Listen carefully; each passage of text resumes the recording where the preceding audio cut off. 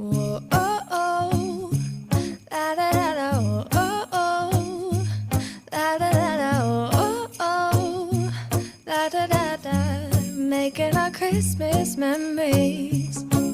I've been working so much lately, I can barely find the time to sleep. Yeah, I spend my time running around, keeping people pleased. But this is my favorite holiday. It's a chance to start over new. Cause I missed you, so I'm letting go of everything but you. These are the good times with you. Baby, this year it's just gonna be you and me. Hang by the fire and chill. Isn't this how it's supposed to be? Making our Christmas memories. Oh, and I've been longing to hold you close. Forget about everyone else. Isn't this how it's supposed to be? Making our Christmas memories. Oh, oh, la da da da, oh, oh, la da da da, oh, oh, la da da da, making our Christmas memories. I've been wrapping presents for you. I've been hanging marbles in the tree. And I've lit my house with Christmas lights. So you should come back home to me. And when we wake up in the morning, I'm gonna play those carols that you love. We'll be singing all the melodies until 10, 9, 8, 7, 6, 5, 4, 3, 2, 1. Live from the Rob Christensen Radio Network Satellite Studio, it's Jim and Rob Overanalyze the Movies. Happy holidays, everybody, and pretty soon, on the eve of New Year's Eve, on this penultimate night of 2020, it's time to take out the trash. Welcome to the channel and welcome to Jim and Rob Overanalyze Movies, the video podcast for people who love to talk about movies as much as they love watching them. And we've got a special end of year wrap up night tonight. We've got a very special guest, a great supporter of the show. We've got some other great supporters in the show already in the chat. It's going to be a great night. Just to kind of set everyone up for success, I'm going to quickly go over our agenda, and then I'll bring in our co-hosts. Okay, tonight we're going to be taking a look at our best and worst movies. All right, there'll be no more than 5 of each type, and we're going to kind of spread them out. Start with the bottom of our list and move up or down, I guess, as the case may be. We're going to talk about something we like, and the rules for the picking the movie is we had to cover it on our respective channels. All right. Then we're going to talk about the most bonkers thing we've seen in film or television in 2020. That can be a performance, a particular episode, a certain film. It's just got to be, as Jim Chiboyko, my wonderful co-host, would say, #holy crackers. We're also going to talk about the craziest film or TV news story, more on the news side of the things, as opposed to the actual, an announcement of a movie or something. And last but certainly not least, our 2021 predictions. All right, with that out of the way, I think it's time to, let's bring in our co-hosts. Okay, first of all, the man, the myth, the legend, Mr. Jim Chiboyko. Can I give myself a wave? Listen to that. Thank you. Are you in the upper balcony?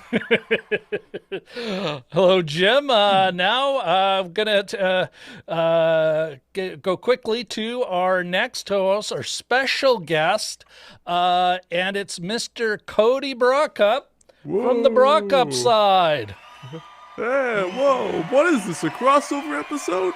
Crossover. Exactly. Listen to that crowd roar. Yes, I finally got that back up and running. Alrighty, everybody. Before we get into the meat of it, we've already got folks in the chat. Why don't we all say a quick hi? First of all, I know Vlad65 is out there. Hey, Vlad. Let's give a big wave. Vlad. Woo! All right. The Upside Dan is coming downtown. Here, here, yeah. Yes. About time you showed up. Alrighty. Oh, and you know what? I almost forgot to do something, so we're going to start that right now. Sorry, gents. Alrighty. Let's all just say hello while I... Hello. Action. Whoa, you forgot to say marker. We're getting the Yeah, I forgot to say a lot of things, including starting to record everything. Anyway, where was I? We got more people here. Okay. Our man in Chennai, Mr. Shashak Vachari. Woo! Yes. Alrighty. Vlad's just letting us know he's double booked tonight, so can only stay a while. Uh-oh. You know what, Vlad, totally understand. Give you a quick hint. There's going to be an easier way to catch up with us. So you might want to come back and check us out after, check us out in the rewind. Okay. Another special guest, Mr. Sean from Lost in the Reel. Hello. L-I-T-R. All right. Let's see. Okay, and then Katie, at least one half of the Balmoral Street Research Irregulars is here. Time to overanalyze the overanalysis. Yes. Good to see you folks all, and yeah, with that, let's jump into our agenda. Okay, gents, we'll start with a round table of basically what's your bottom of your lists, and just give us the bottom of your best and worst, and I think you know what I mean. And we'll start clockwise. We'll start with Jim, if that's cool with you, Cody. So this is the... Kick us off. This is the countdown to my worst. Okay, so I've got them all written down here. So not your worst, but yes, on the list.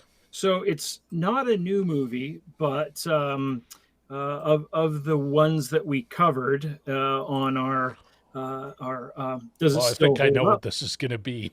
I actually suggested Lady Hawk, and I was kind of disappointed at how lame it was. I thought it would be a lot cooler, but Cody's probably thinking, boy, these guys go deep, but it's part of that. We take a look at old movies once in a while just to see if they're, still kicking it. And, were they what we remembered when we were kids in the 80s? Yeah. So that's my third least favorite movie, I think, of the ones that we covered. All right.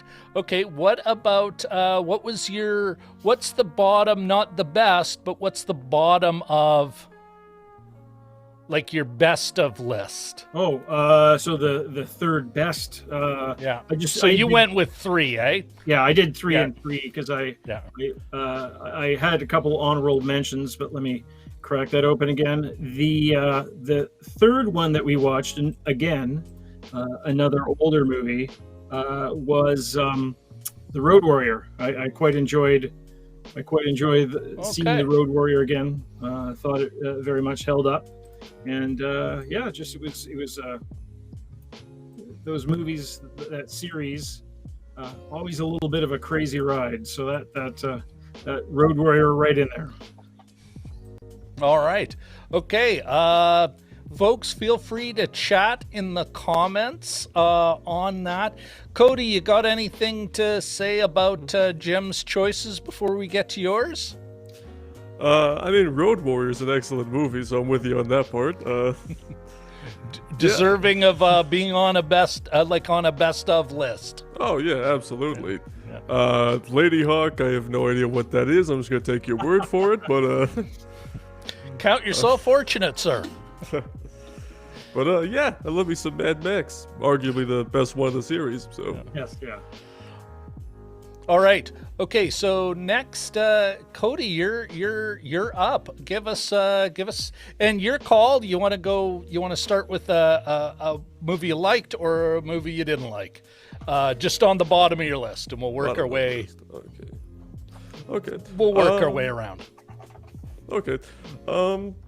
This has kind of been an unusual year for me because any other year I would go and see virtually everything in the theater, so my worst list would be a lot higher. But this is like one of those years where it's like, I'm not gonna pay $20 to see a crappy movie on streaming, But I do have a couple of bottom lists for the worst ones. For worst, I would say is the Artemis Fowl Disney Plus movie. That's on the bottom because I didn't finish it. But so you've got worse. I mean, at least the other ones I was able to sit through, so I mean... But this one was like, I quit after a couple minutes. Let's see. Then I guess at the bottom of list for favorites, I guess at the bottom of that list would be Bill and Ted 3, Bill and Ted Face the Music. I had just gotten into the Bill and Ted movies this year because a new one was coming out, and I'm a big Keanu Reeves fan stuff. And I really enjoyed the third movie. I think it's probably the second best one of the series. Excellent Adventure being number one. But yeah, I think it was just kind of cool, and I'm a big sucker for Keanu Reeves, so it was a good time. Who isn't? Gotcha. Yeah, really? Yeah. How could you not be? All right, everyone.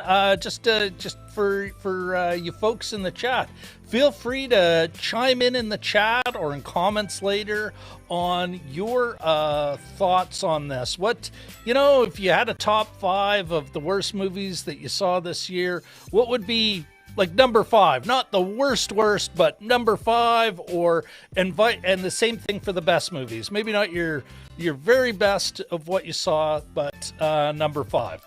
All right, I think that means it's my turn, gents? Yeah. Jim, do you have anything to say about Cody's choices before I get the key? Before young Cody was born.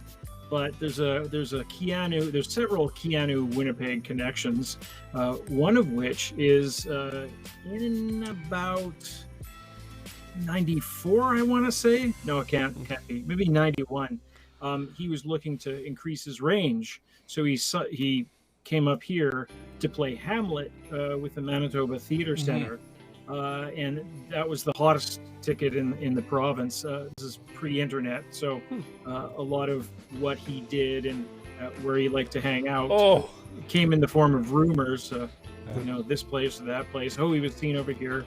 But I actually, my sister-in-law... We're in a small city, though, so it's wasn't hard to stalk the man. Bella Vista? Did you go there or something like that? But my sister-in-law got us tickets to see it. And it was a pretty great production.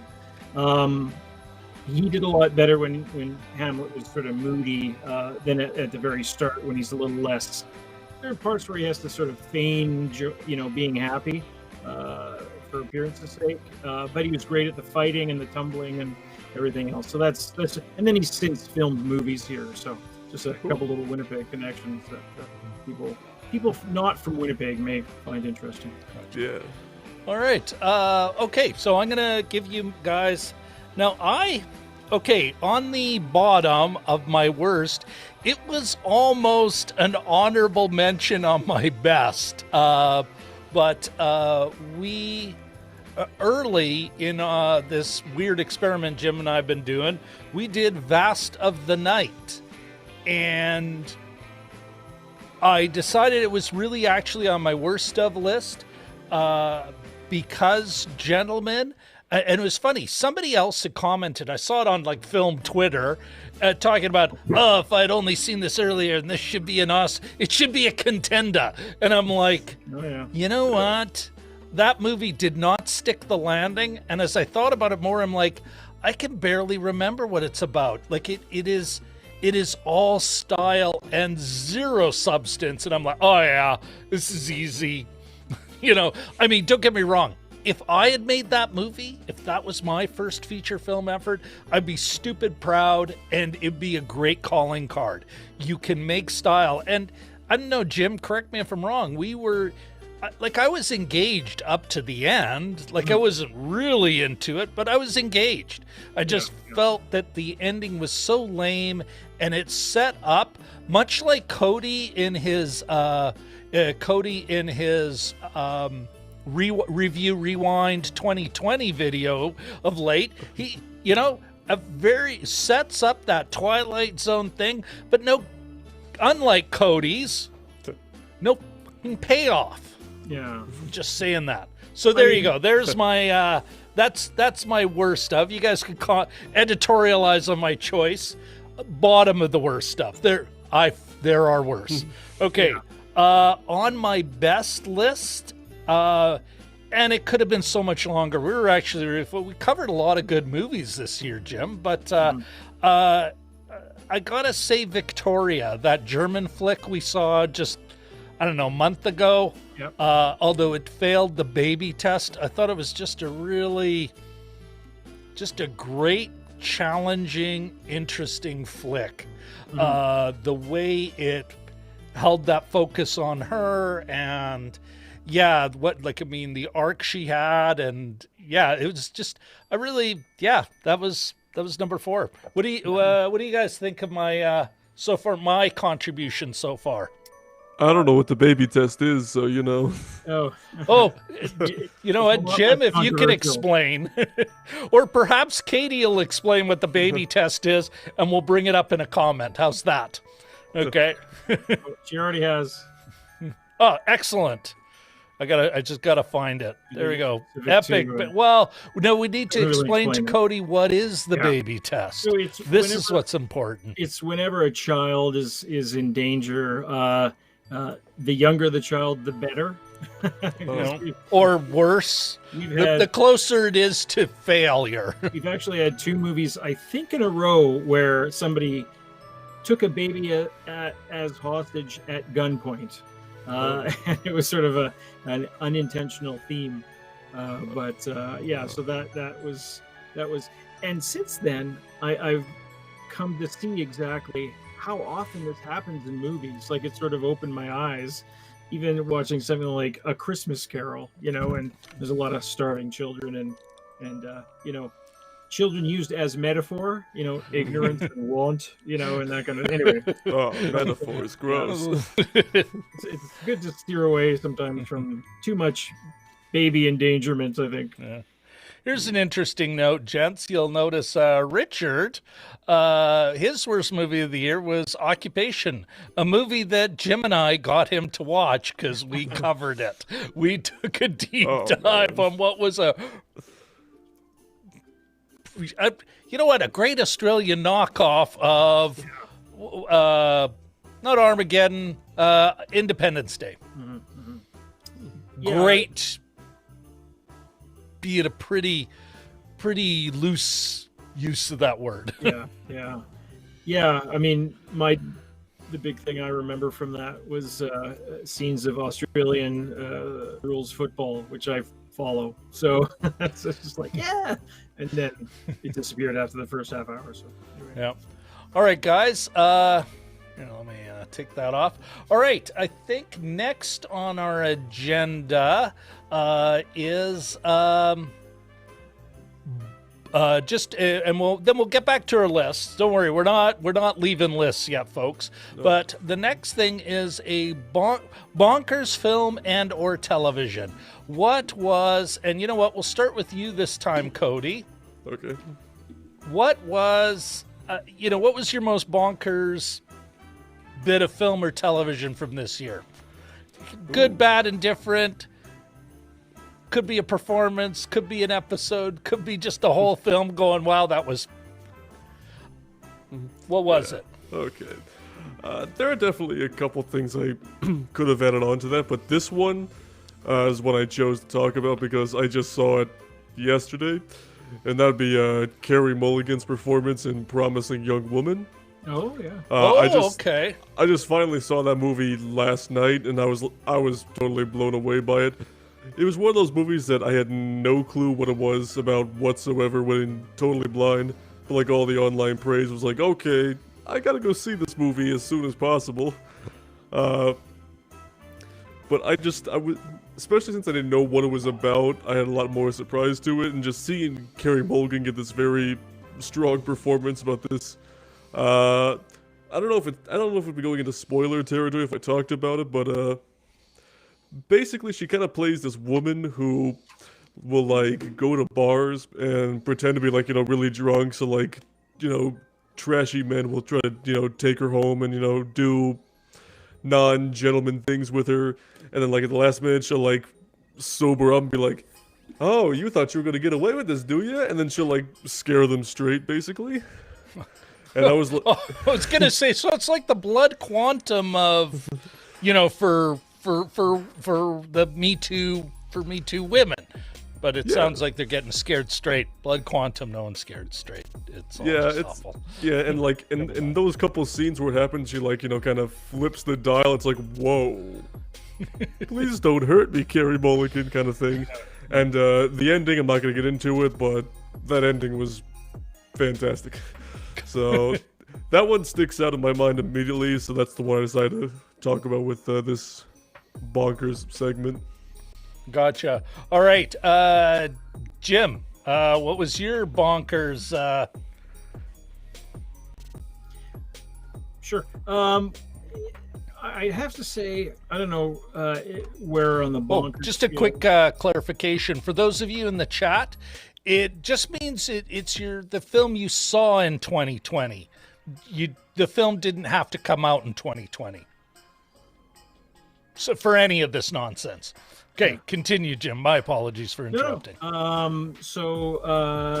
For something that we saw on screen, I'd say one of the, and this is in the sort of the more joyful segment of Bonkers.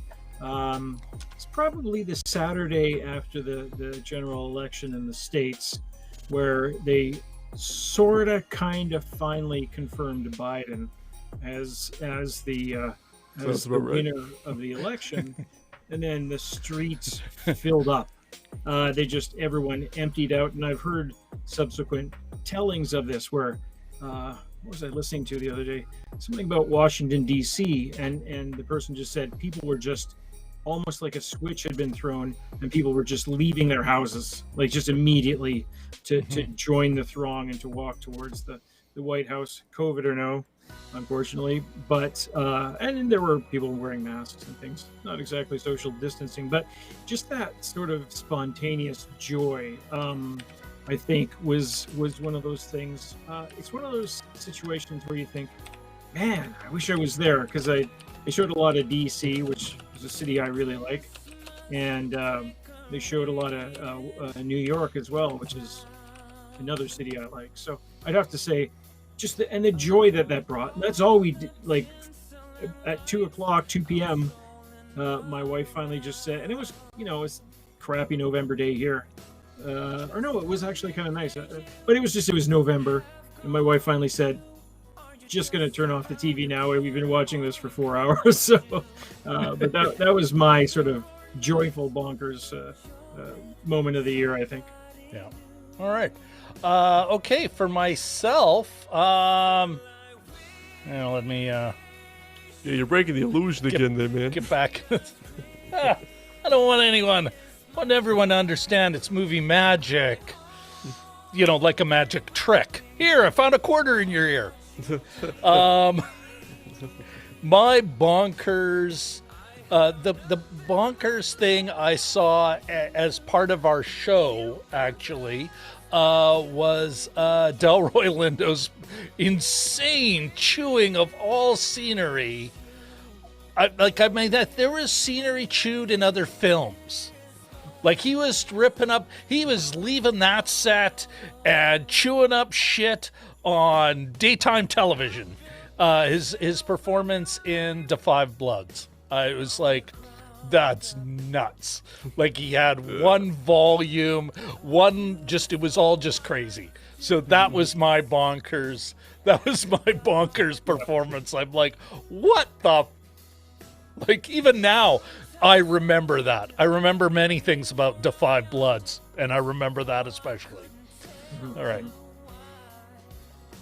All right. Why don't we? You know what? It's the chat's been going hot and heavy. Let's grab, cherry pick some folks here and throw a few shout out. Apparently, the Upside Down liked the Vast of Night. And yeah, I appreciate on that call, I may be kind of rare in it. We'd have to go back. I think I was pretty choked then. I don't think I recommended it. But Jim, how did you feel about the Vast of Night, remembering back when we actually first saw it? I liked it better than you did. I think you came away with it with some good points, but I thought it had some atmosphere. I'm just trying to think back of what I said on the show. It probably landed mid. Like I took a look at all the films that we took a look at, over 30, and it was right sort of in the middle. But there are a few things that I dug about it, and it could have been a bit tighter story-wise, sure. But yeah, I think I came away with it. Came away from it with a little more than you did, I think. What about you, Cody? Did you see Vast of Night? Was that Prime? Like it was released on Prime? Nope. Black and white. Black and white, wasn't it? Nope. It wasn't. Okay. No, it was. Sometimes it was in the dark, but there was they were always in the dark, right? But when they were in the light, it was all full color. Yeah. Vlad65 chimes in, and I forgot Ford versus Ferrari. There was a COVID before. There was the before times when big movies released in these magical places called theaters. Forgot about that. Thanks for bringing that one up. Man. Yeah. Okay. Yeah. Upside Dan agreed with you, Cody. Loved Promising Young Woman. And yeah, I'm looking forward to seeing it myself. Okay, Lost in the Reel. His bonkers film was The Call on Netflix. And the performance by the woman playing the villain in that movie. Does anyone, I can't, this is not. I'll look it up. It's not ringing a bell. Yeah. A Korean movie? I don't know. I'm still. There's one called The Call that's Korean. That's a Netflix movie. Yeah, that probably is it. Okay, we got American Psycho. I know some of the best for Richard. Although, hey, he liked our Norwegian nonsense, which I thought was kind of cool. Yeah. We actually had a bit of a dive into some generic Norwegian actioners. It was fun. Where are we here? Okay, Upside Dan watched American Psycho for the first time this year. Wow, intense. Yeah. Oh, and then Vlad being a little cheeky on my changing camera angles. All right. Shashank agrees with Da 5 Bloods on my take on it, at least. Although I think you weren't exactly a big fan of either. I think we make fun of it. We still make fun of that movie, I think, Jim. Yeah. It was one of the few movies we say, it's like we have a lot of kind of snide comments about. What about you? Is there... Well, no, now I'm going to get into your worst of list, Cody. Just ignore that question. All right. I didn't hear a question, so we're good. Good. Well, yeah, I was kind of leaning toward eventually. All right. Confirms, yeah, it's the Korean film, Jim. Yeah. All right. Yeah, everyone is. Oh, 1917, Shawshank mentions. Again, another like in the before time when films were seen in these magical places. All right.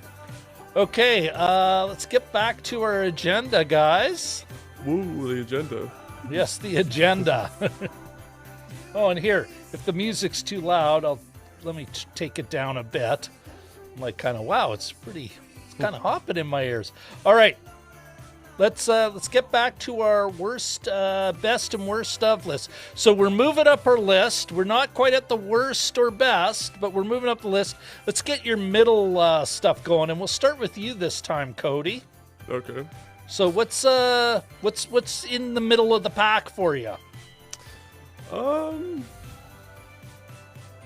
We're talking about the like positive or negative side of things.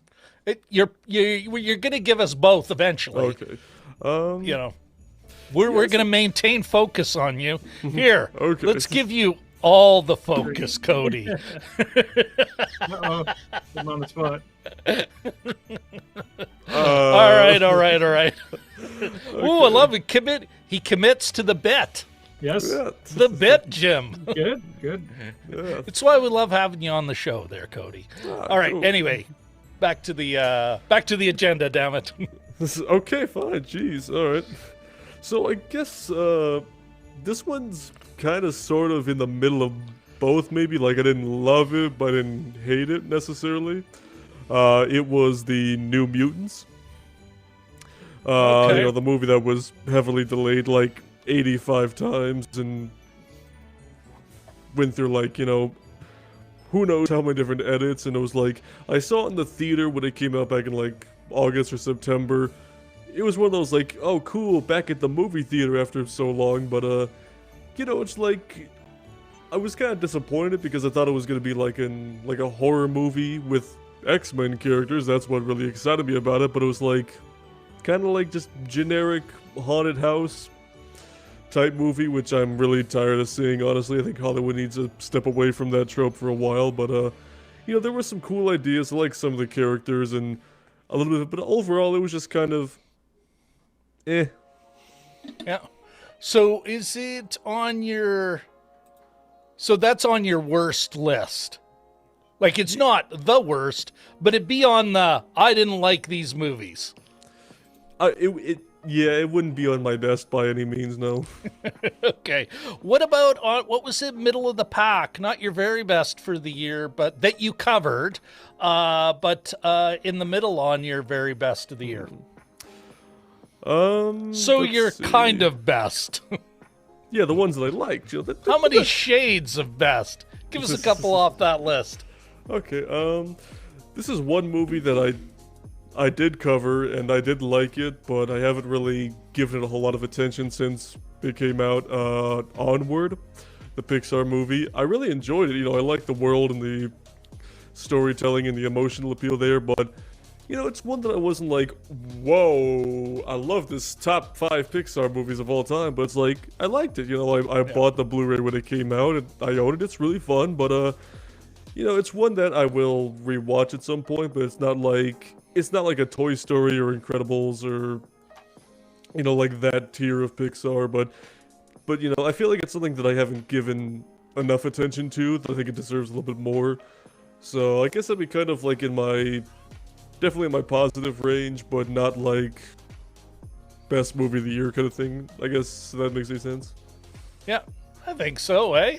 All right, so we got the middle of Cody's. Jim, you got anything to say regarding Cody's calls before we get to yours? No, I'm not especially familiar with either one right now, so it may, yeah. I should send a link to Cody. Saturday Night Live. I said that years ago they did try to a young adult movie, and Rob's seen it before. What is it called now? But I'll send him the link. It's just hilarious because it sort of treats it in a very funny way.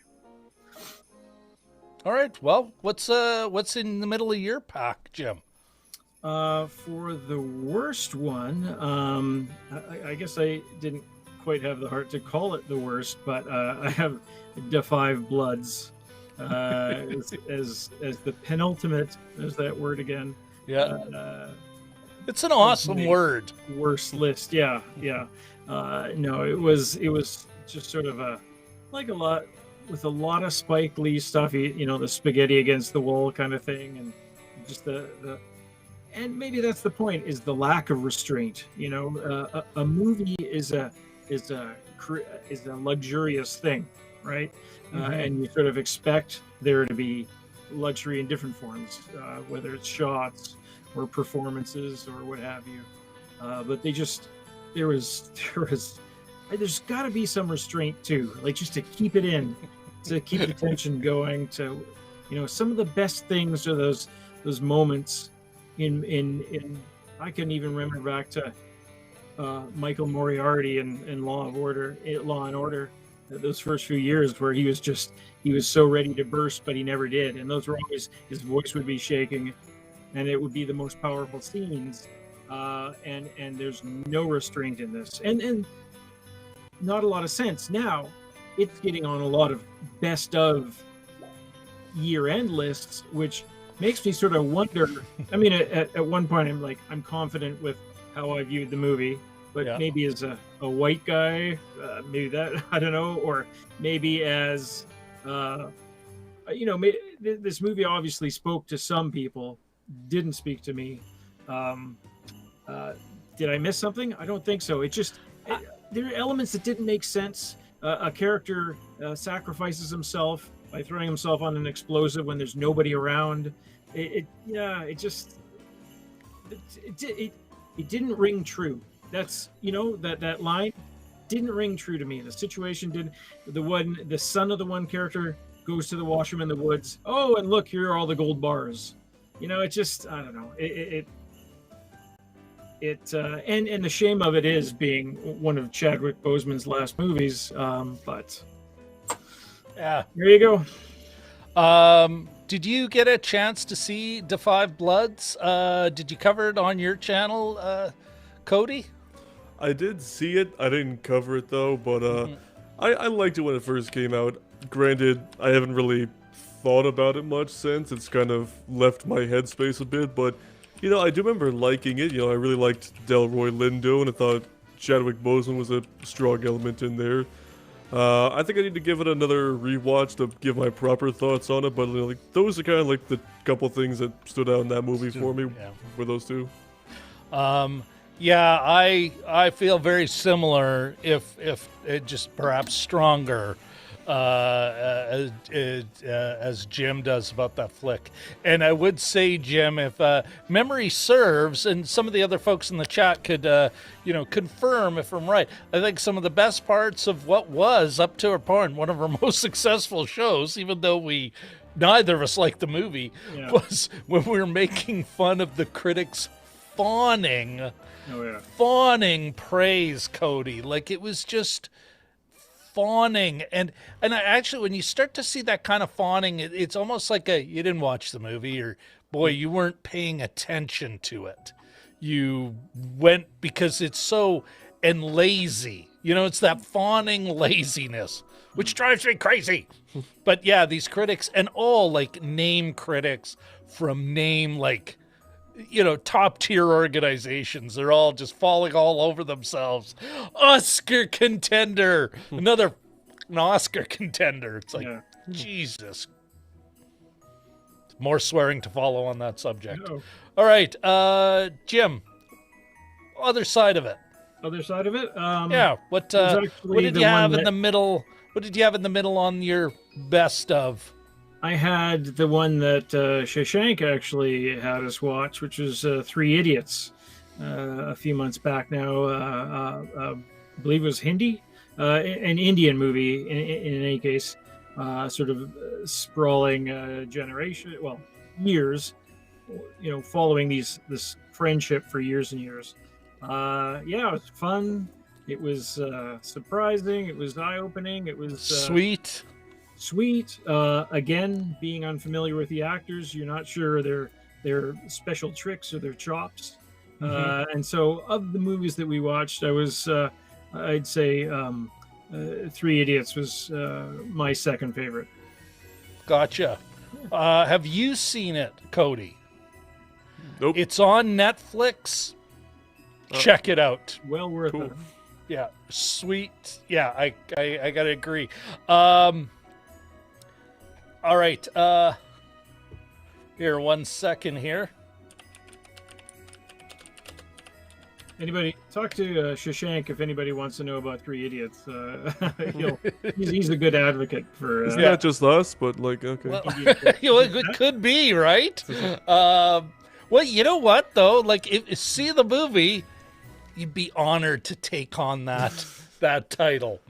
It apparently, Shashank has told us it was very, and he joined us. Actually, he was our co-host on that show, and we really had a good time with him. And really glad he had actually given us a few movies. We picked this one, and we'll definitely go back to Bollywood again. It was just a great entry into that world, you know, and it is a world. Yeah. All right. I think that makes it my turn now. All right. Back to the book. Is that a lock on the front? No, it is a key. The lock is on the key. How do you do that? I know, it's crazy. Magic. Exactly. Look at the magic. More movie magic, everybody. Now I feel like I'm... All right, kids. Here's the story of some crap movie I saw. But actually, I'm gonna go to my. I actually had 4 movies in my my best and 3 movies on the worst side. So I'm gonna only give you the next one because it was almost my top is like almost a toss up. So I just want to kind of wait until the end to say, hey, it could have been this one, but I picked this one instead. On my best, though, in the middle was Blood Quantum. Not for everybody. It's a gory, violent, dark zombie movie that ends on a, well, maybe not quite that, okay, they got away alive, but still a downer that was The Midnight Sky last week. But it's a bit of a bummer ending. And also, if you're for the Canadians out there, it's very political. Cody, are you familiar with the film Blood Quantum? No. It's a zombie flick. Zombie flick, but it's set in a Mohawk border nation. And we're saying border Canada-US border, somewhere in, east Quebec, or it could be New Brunswick, Francophone Canada, and but it's super political because the whole idea is that the indigenous population is immune from this disease, but all the white settlers are not, and so all of a sudden the reserve becomes the haven that all the white people want to get into, and they're using tests to allow them in. Blood Quantum referring to a racist policy of, hey, 1 drop of blood and you're that, which I believe was explicitly American, but it was a North American wide thing. But especially in Canada, where we've been struggling going through this reconciliation process in fits and starts, and sometimes it's blown up in our faces anyway. There's a subtle politic to the film that is really subtle and not so subtle. It's a great film, but not for everyone's taste. And I think we did watch better, Jim. So I can't say it's number 1. No, it's middle of the pack on that list. Super glad we watched it, but Jim, what did you? Anything I said about Blood Quantum you disagree with, or no? It was good. My issue with the film is with the restraint is the main antagonist was a little too. I would Lysol? Like to, yes, that's right too. But that when in Jamie came out Lysol. that's actually sort of a bugaboo of mine when the protagonist is allowed to sort of take over. But I mean, aside from that, it was quite good. Good Canadian movie, and yeah, just even sort of very hooky idea. Like, just when you're explaining it to Cody, I'm still thinking, oh, that's pretty genius. Yeah, no, I thought it was a tight, great. Like, I mean, great if you're into that genre. All the gore of like Night of the Living Dead or Dawn of the Dead, like you get those gore moments, but there and much like Dawn of the Dead, there's a politic to it. Not quite as kind of there's a gentleness. I know I'm saying this about a zombie movie, but there's a gentleness in Dawn of the Dead that is not in Blood Quantum. Like Blood Quantum's coming from a darker place. All right. Now on the bad side, on my worst of list for the movies we covered, Jim, firmly number 2 wasn't quite bad enough to earn number 1, but number 2 was The Old Guard, because I still think Netflix is owed $50 million by somebody, because there's no way that was a $70 million. This old man is irate. Back in my day, they could make that for 3 nickels and a bee or whatever. God, it just, like, I mean, it may not be worthy of my antipathy, or maybe I'm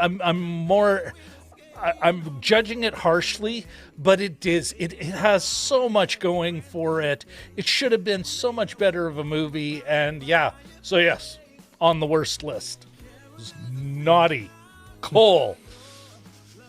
Actually not coal in the stocking. It's like the stocking for gentlemen, here is the stocking, and in it is a note from Santa saying, as soon as you have my $50 million, you blew.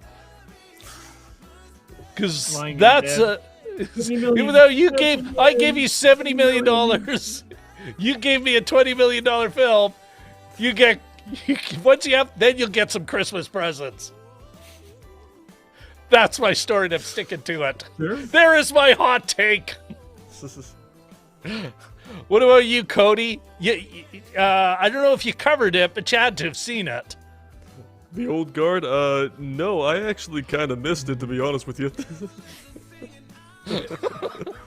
Oh my God! I hope that recorded well on YouTube or whatever, because that's gonna be part of I'm turning that into a GIF. You need one of those whirly bird things. Well, then it'll be something I'll put in OBS. It'll be I want to react to this, but I'm lazy. Beep. You know what, Cody? You know what? Maybe take a look at it. And the next time we do this, love to get your take on it. Like, I mean, Jim was a lot, correct me if I'm wrong, Jim, you're a lot happier with that show. Yeah, I mean, it was... I mean, you weren't raving, but you... Mid-pack, was not too bad. There was a little bit derivative, I felt, in areas. And, again, I think Cody mentioned it earlier, it didn't really stick with me to any great extent, and... just I don't know, it was just sort of there. Not super impressed by it, but I certainly didn't I didn't lose sleep over it. Somebody with taste agrees with me. There you go. Thank you, Sean. As I cherry pick through the comments, it's like, oh, that's not making it on the screen. That's, oh, that person agrees with me. I used the power of the wand of screen selection. All right, guys. Well, you know what? Before we move on with the agenda, I think it is time. It is that time for me to talk to you all about. Talk to you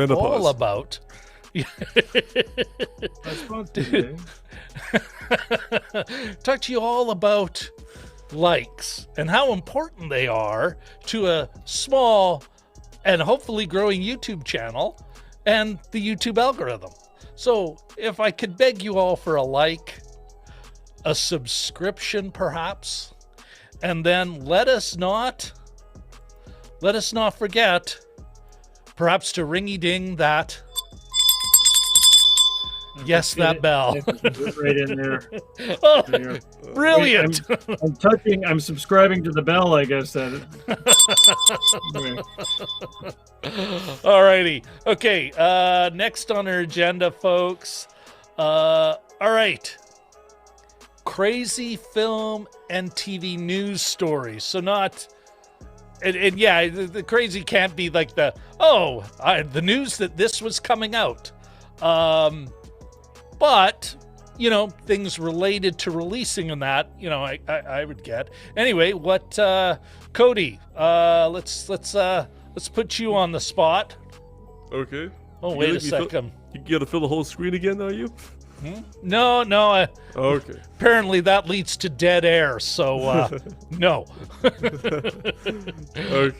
What was your bonkers, crazy, wow story? Well, I didn't go for the obvious one because we covered it a good solid like 3 times by now. What would you be speaking of? I don't know. So there was one piece of news that we got back in late July, maybe mid-August, maybe somewhere around there. And this isn't like, you know, crazy, like, whoa, what the heck? But it's like, I would have never predicted this in 1,000 years. It's that Michael Keaton is going to come back as Batman in the upcoming Flash movie. Okay. That was a major surprise to me because I was like, okay, Michael Keaton, you know, he's the last person that's ever gonna come back to Batman. You know, it's like he had his run, he's done, he's Michael Keaton now. But you know, now that they're introducing the multiverse and all that, and the things I've heard about like what his involvement might be, it's like, okay, I can get behind this. Oh, really? So it's not only was it crazy, but you're like, yeah, I can dig it. that isn't as stupid as I initially thought. I don't think it was stupid. I was like, I did not expect Michael Keaton to ever make a comeback as the guy.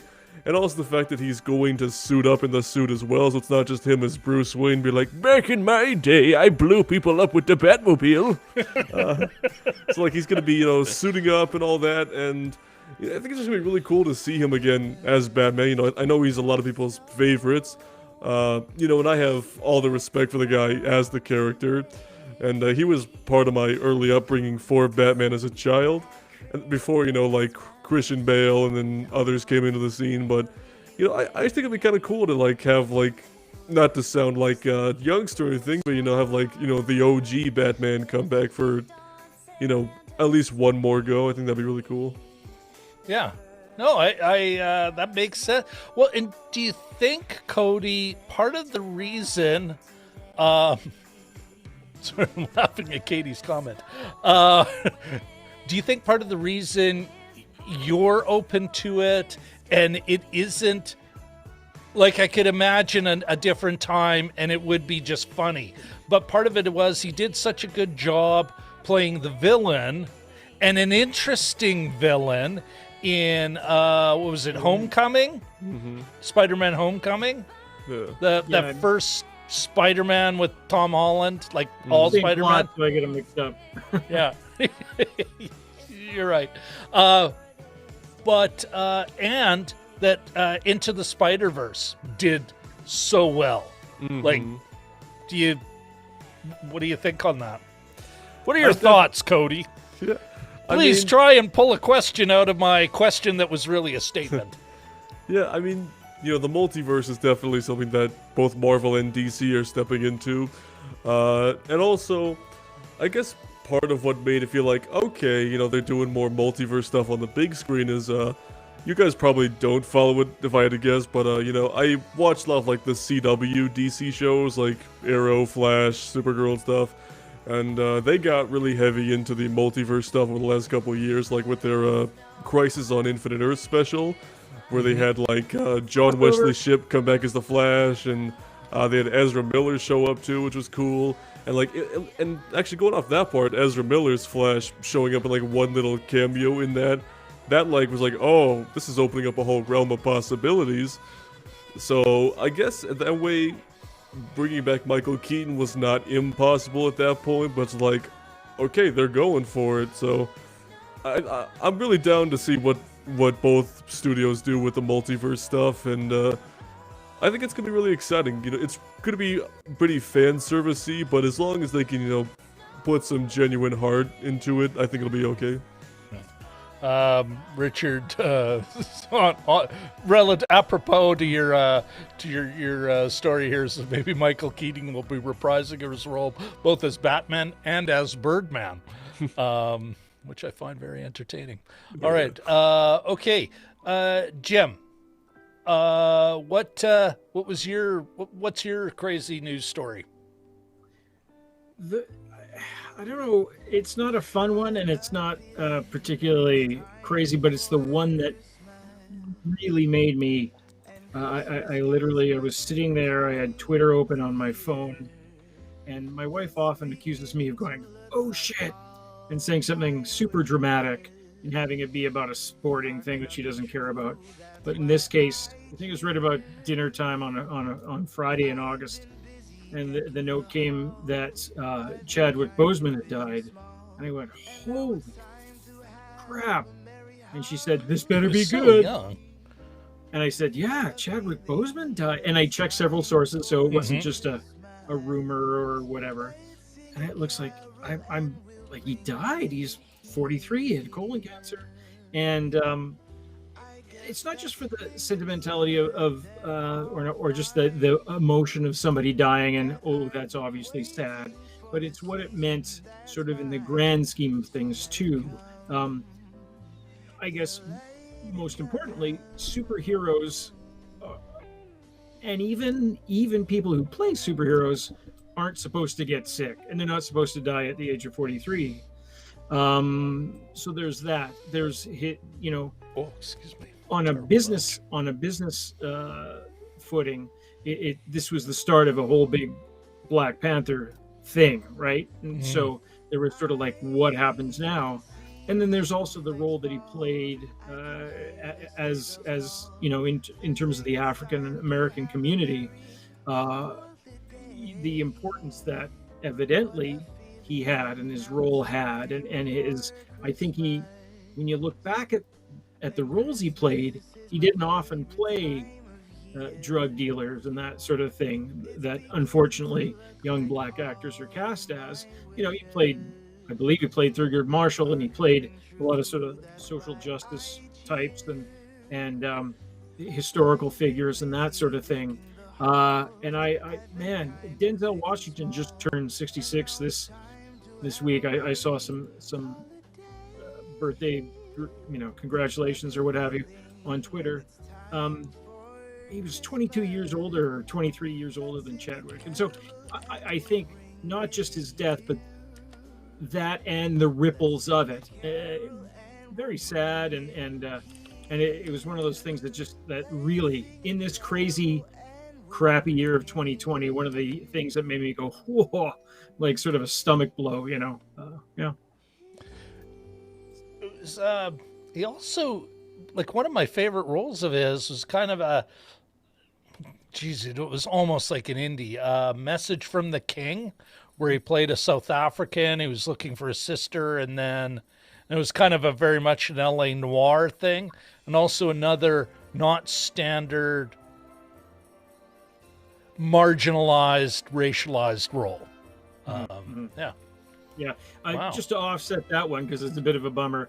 And this one didn't make me go, holy crap, but it's just kind of a nice little Canadian story, is that the cast of the CBC show Kim's Convenience is doing quite well, because Simu Liu is about to be incorporated into the MCU as Shang-Chi, I believe. The one that plays the father is The Mandalorian. In The Mandalorian several times. So and he's cool because he's a cosplayer himself. He builds his own equipment. He's a real geek. in the best sense of the term. And my son informed me that the one that plays We use mother, the same microphone. Oh, gee, oh, really? Okay. Nerding out here a little. Yeah, so hopefully there'll be a Carson Teva, I think that's his character's name, spin-off series.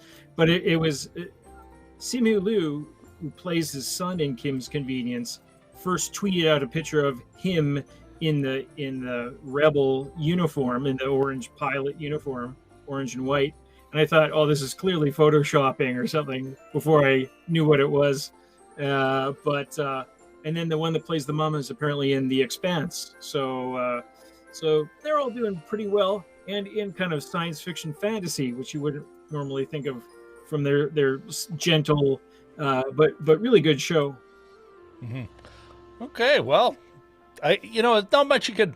Well, you brought a big story up. Yeah. Oh yeah. Yeah, exactly. Well, all right.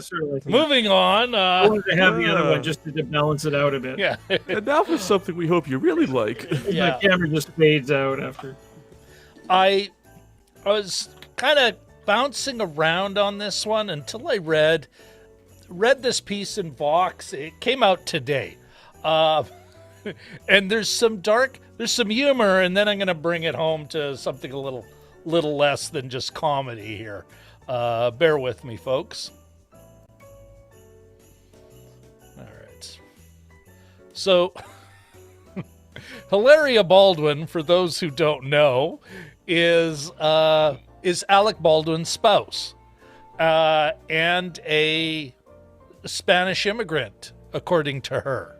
Of course, it's interesting because apparently she was born and raised in the United States, and her name on her birth certificate was Hillary Howard Thomas. Not exactly your standard Latin X name. Yeah.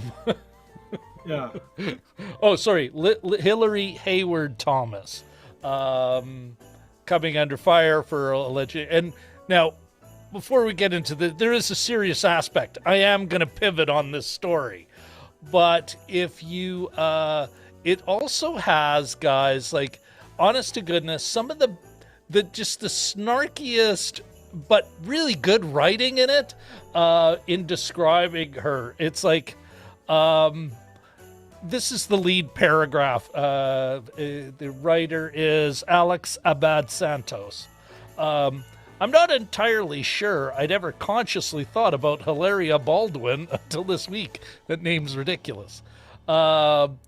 She occupies a level of fame slightly above social influencer, but below TV actress.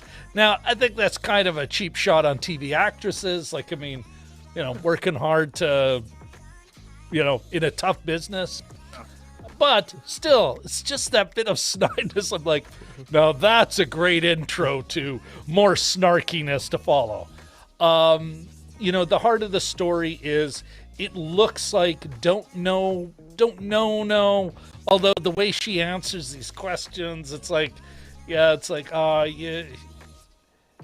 and your mom really like Spain. And then you started to affect a thing, and then it all kind of goes out of control, eh? But here's my pivot. Michelle Latimer is a Canadian actress, Canadian director, Canadian writer, producer. Kind of a big deal in Canada here. And let's pull up Ms. Latimer. Here we are. Okay. All right, let's see if we can just, okay. Okay, here's Miss Latimer. You see my, she is presented like over the last 2 decades as an Indigenous woman filmmaker. It has recently come out that was, and I guess the closest similarity, Cody, would be kind of actually, I would argue she makes Elizabeth Warren look good. Her narrative, Like Elizabeth Warren, she's like, hey, I have some of this blood in me. But Yeah, she's it's never like you. went like I was raised as, or like, you know, So it's like I still took shouldn't it. have done it. Still shouldn't have, you know, if I was one of her advisors, like, do you really want to, you look mighty white to be saying you're, you know, anyway, Michelle, she went full in.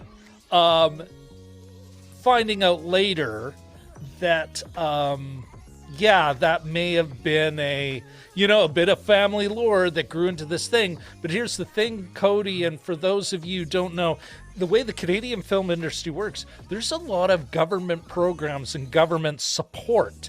The Canada Council for the Arts, Telefilm, like just a lot of, and so not only are Indigenous people like who counted her as a friend for years, hurt and confused and shocked and everything.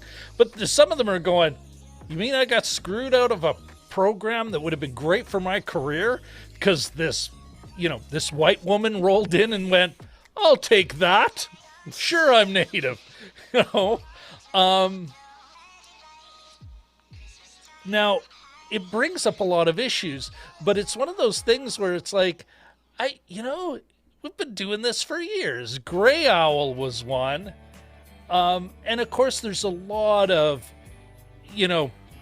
like, Canada has a really dark past in this area. Like right up to the 60s. It's called the 60s scoop. I think the United States went through something similar, Cody, but yeah, this is where it was basically Native children were damn near up for sale. Like, I mean, you wanted to adopt, this is a really crass, wasn't exactly like that, but it was almost as easy as just drive out to reserve and pick one. You know what? The system is going to make it easy for you to adopt this child. Or, hey, you're a Dutch farmer and needs cheap farm labor. That 8-year-old can be shipped over to you like that. So, like, Indigenous people are always struggling with identity, eh? And so to find this out is, like, shocking. But but it's also kind of an indictment of our funding system and our support system because goddamn, she's so presentable. She's like, this is the kind of Indigenous woman we can wrap a program around. You mean the white woman? It's just so effed up. Mm-hmm. And this will have consequences. Meanwhile, though, Jim, remember we were talking about Wob Canoe and that story? Uh-huh. About this kind of thing that happened in another area of the Indigenous community. I found it. It was actually he wrote a great op-ed piece in the Globe and Mail, which was about a guy who was like literally, he said he was the relative of, here we are, just a sec, gents. An actual blood relative of the original Lakota Tasunke Witko Crazy Horse. And so he called himself Crazy Horse. Of course, the Indigenous community is kind of small when they're chatty. After a while, it gets around, and I guess real family members rolled up from the States, showed up at a big gathering, big powwow, like literally a powwow, and started asking him questions and then shamed him right there, like just called him out, stripped him of his identity. You need to read the article because there was a path, and this Indigenous community provided this guy a path to still be a part and gave him an adopted identity. I'm even getting choked up now. So there is a path. I don't think Michelle Latimer is going to be able to take this path. Not the woman who hired the same crisis communications firm Jian Gameshi hired. And Cody, sorry, this is a lot of inside Canadian nonsense. Jian Gameshi was a big. What was his band, Jim? Oh, jeez. They were a cappella, weren't they? As, Where are the Balmoral Street irregulars when you need them? you would probably know this. Well, I know. Yeah, Richard would know it for sure. Anyway, but I think this kind of story, and I'll put a link to both the Vox article, which is just hilarious, but I'll also put a link to a Michelle Latimer summary from Deadline, or I think it was in the Hollywood Reporter. Like she's like a bit of a player. And I'll also put a one to this Wob Canoe piece in the Globe and Mail, so you can kind of get all aspects. Because it's one of those news stories. It's kind of like Lori Loughlin. It's like so easy to pile on with judgment, eh? But it's such a bigger thing, and especially when we're talking about film and identity. And we are Western, and the ability to kind of think identity as a consumer good that we'll just take and wear because it makes us feel a certain truth or whatever. I do think, and I thought it was crazy, and I think this will have knock-on effects as people kind of like as we saw with Mulan, where it's like, why is this? And I know it seems like I'm picking on white women. It's only just, it's been a bad run for white women and cultural appropriation. Joseph Boyden's male Canadian writer that got the treatment for that. Well, and actually, Wob Canoe even refers to him in the piece. I'm more just thinking about the film and TV aspects. But you know what? I think it's something that we're going to struggle with for quite some time. So, and it's just so crazy. Like, you look at Michelle Latimer and you're going, well, there is a very attractive white woman. And your thing is, boy, guess it's easy to just, I'll take that. So anyway, there you go. Well, I know, Cody, you're thinking, boy, I didn't know Rob was so political.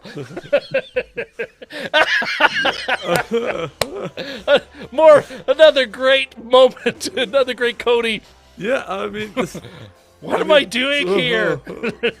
Well, first off, I'm glad I went first. Because you guys are talking about cultural appropriation and the deaths of famous people, and I'm just sitting here like, that... Batman is cool. That's good. I was trying to think of something. And I did say crazy. Like, it's the whole range, right? No, that's fine. I was actually looking for something like you had, Cody. But the one that I just came down to was the one that sort of got the biggest organic reaction out of me, where I just went, "Pah," and that's the one that sort of I remember. So that's the only reason. But sometimes, it's a casting choice that, throws me for a loop or something. Yeah. All right, folks, I'm going to get, we've got some, here, let's get us all into a weird thin thing so that we can actually see the chat across. But let's catch up with the chat before we move to the next stage of our agenda. All right. Shashank here says, and you know what? You're right. The most sad news of the year was Irfan Khan's passing. And yeah, that was another big deal and another, wait, what? Moment. Great Bollywood actor, also part of Jurassic World, Life of Pi, and The Amazing Spider-Man. Was very upset with the news. Completely understandable, yeah.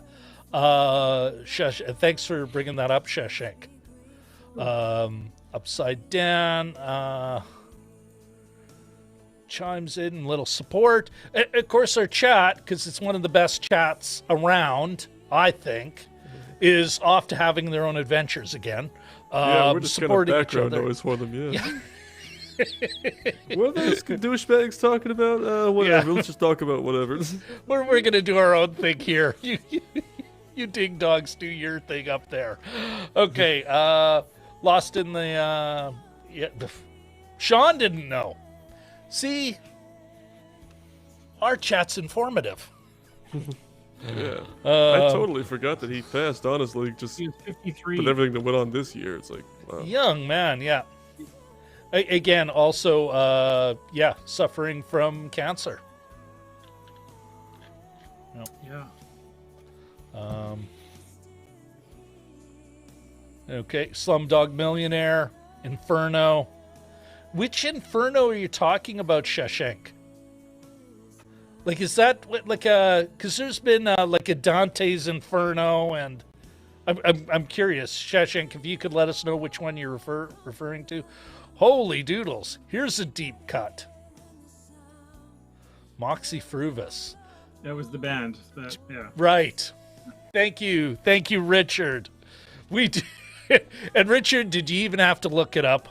Probably not. That is why he is half of the Balmoral Street Research Irregulars. Richard was wearing his Moxie Fruvis concert T-shirt. You just had to look down. It could have been. What is the logo? Okay, Lost in the Real. Emma Stone in Aloha, referring to that cultural appropriation, and sure, I can play any. She's my favorite Chinese actress.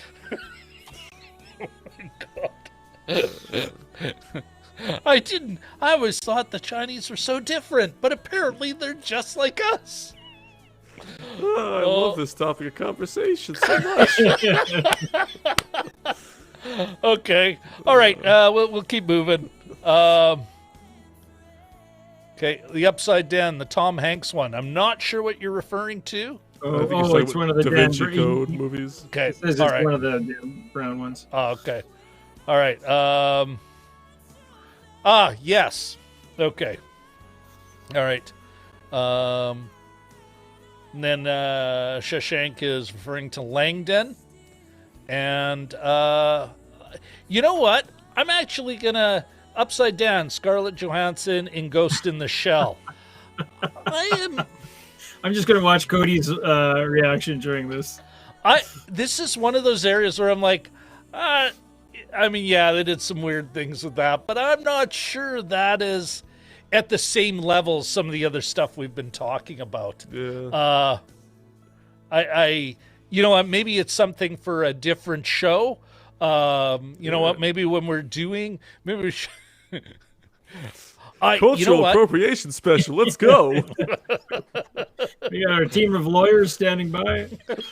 We got Robert Downey Jr. in blackface again. Well, you know what, though? It's not just a couple of middle-aged white guys. We have a young white male here, too, to help us steer our way through this problematic area. Okay. All right. Okay. Referring to something, you know what? Because, yes, our chat is having its own adventure. All right. Yeah, we should probably stop interrupting them and just get back to our own thing. Yeah, yes, exactly. They go, what are they? Oh, why don't they just leave us alone? Okay. All right. We next is our 20. Okay, so this is what we got coming up. We've got our 2021 predictions, and then we'll let's talk about some future stuff we're all working on, and then of course our last hey, what is our best and worst of the year? So, but first, predictions for the year. Do you guys want me to go first? Yeah. Yeah. Stay on topic though, please. Yeah. Oh, I'm going to be talking about cultural appropriation. No, it's, I have a prediction. No. Okay. Yeah. No. I actually think there's, and I'm going to put a percentage on this, and it's not a high percentage, but I think it's worth tracking, and I might even bring it up like every couple of months during the year. But I do think we're going to look at the first year of, I don't think there'll be as many screens at the end of this. At the end of 2021, there'll be less theaters. Some will close. There'll be a rationalization.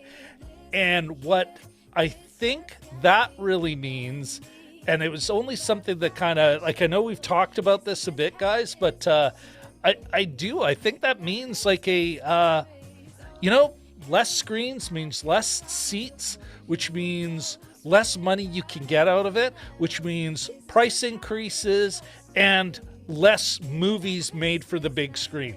Like it's not like 1918 or 1919 with the we lost somebody. Oh, we let us hope our guy will make it back.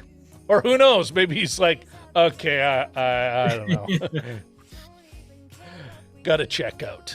But yeah, I think there'll be less and to put a number on it, I think there is a 20% chance. Now that number could go up or down over the course of the year, but I'd say there's at least a 20% chance. Oh, is somebody trying to get in, or let's see what we got? Oh, yeah, I just left the message.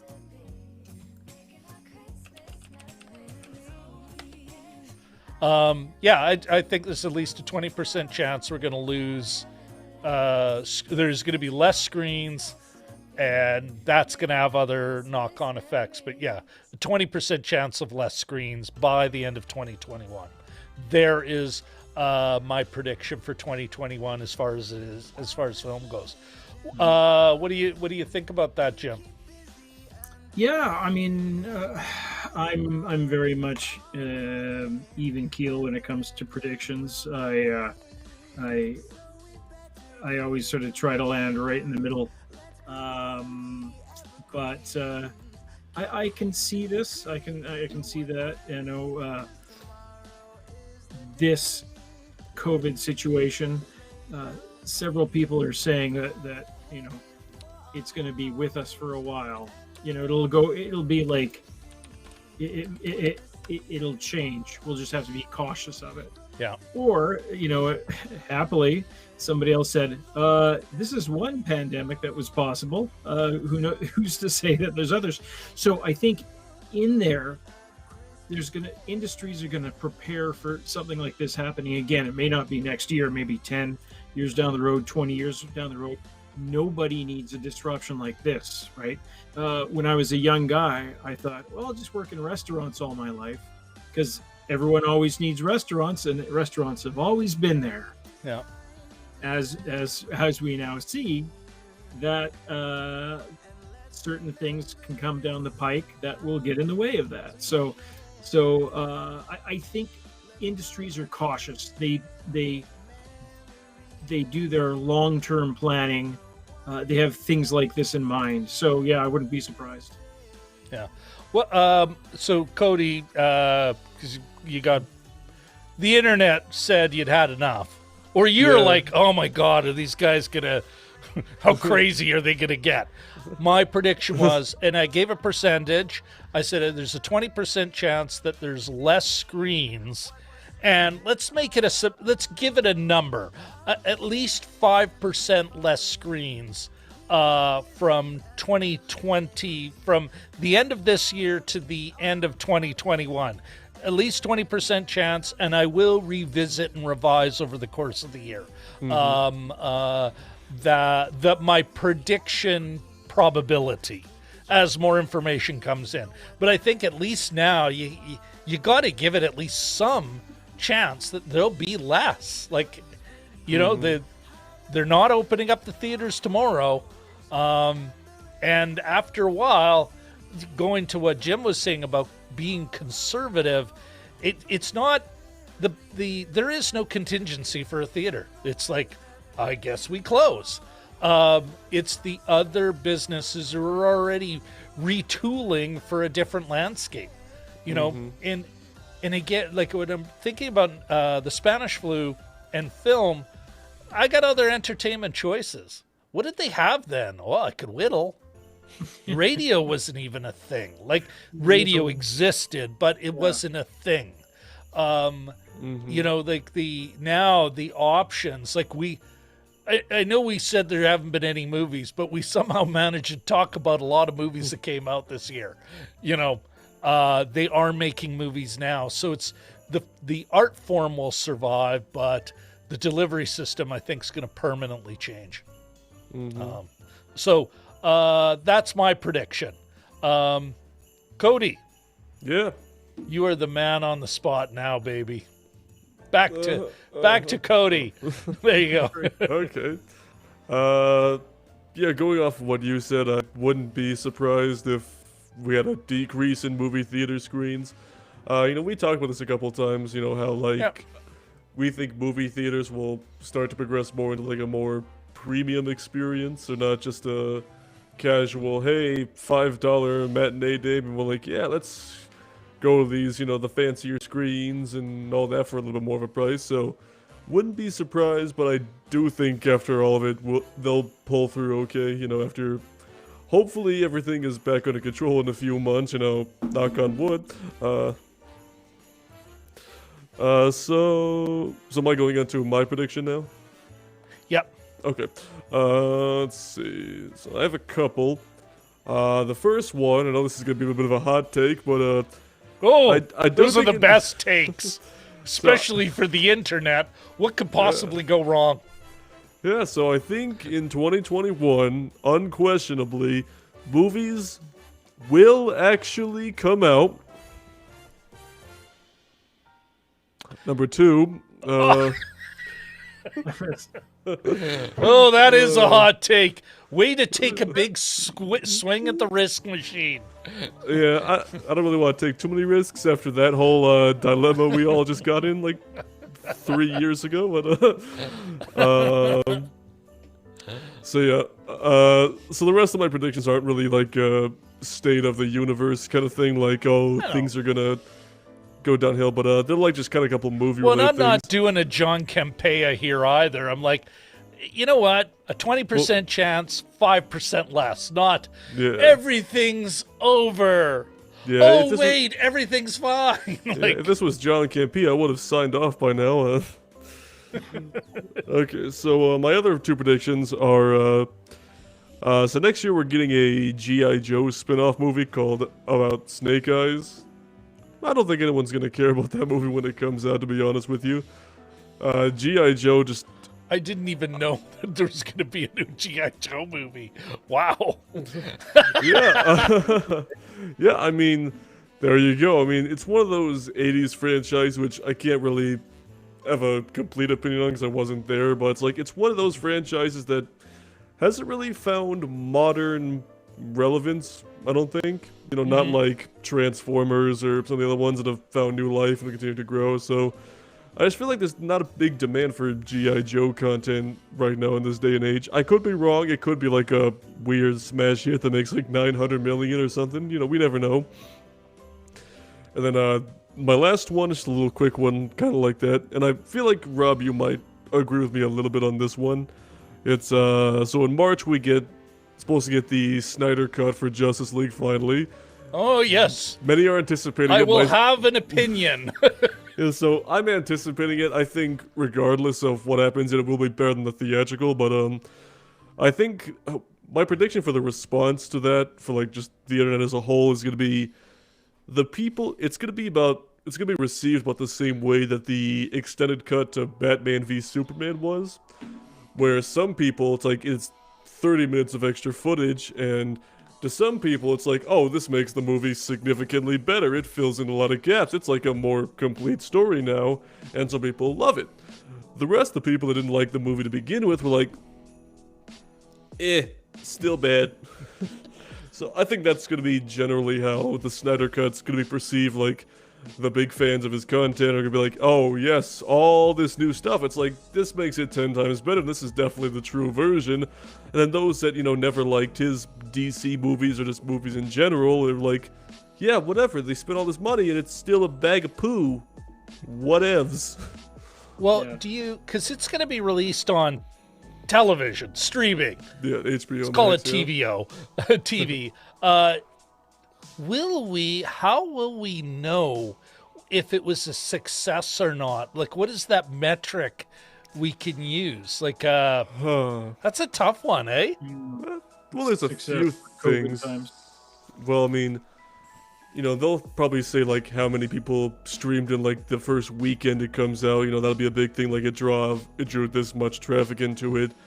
I'm sure there'll be like a Rotten Tomatoes score, which, take that however you please, and, just trying to hear, I guess, the discourse on the internet, maybe not Twitter because that's a war zone, but, Yeah. So we'll... An easily manipulated war zone. Mm-hmm.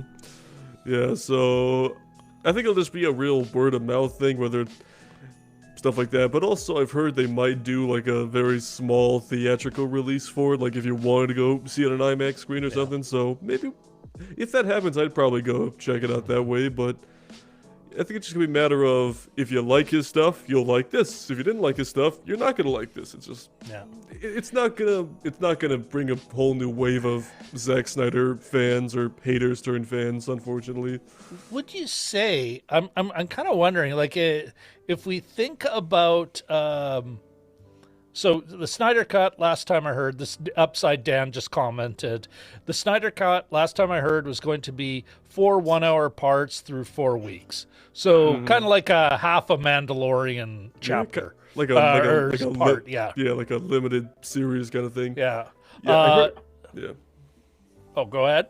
I was just gonna say, I don't know if they confirmed it yet, but I heard they might be just like putting it back together as a really long movie, but we're supposed to get some sort of confirmation like next month, I believe. Okay. So, but maybe what we can do is, it's almost, what this makes me think of is any time the keener fans have, revived a TV series. Like, correct me if I'm wrong, except maybe Family Guy, all the others, they limped along for another couple of seasons, but they still died. The fundamentals were not in their favor.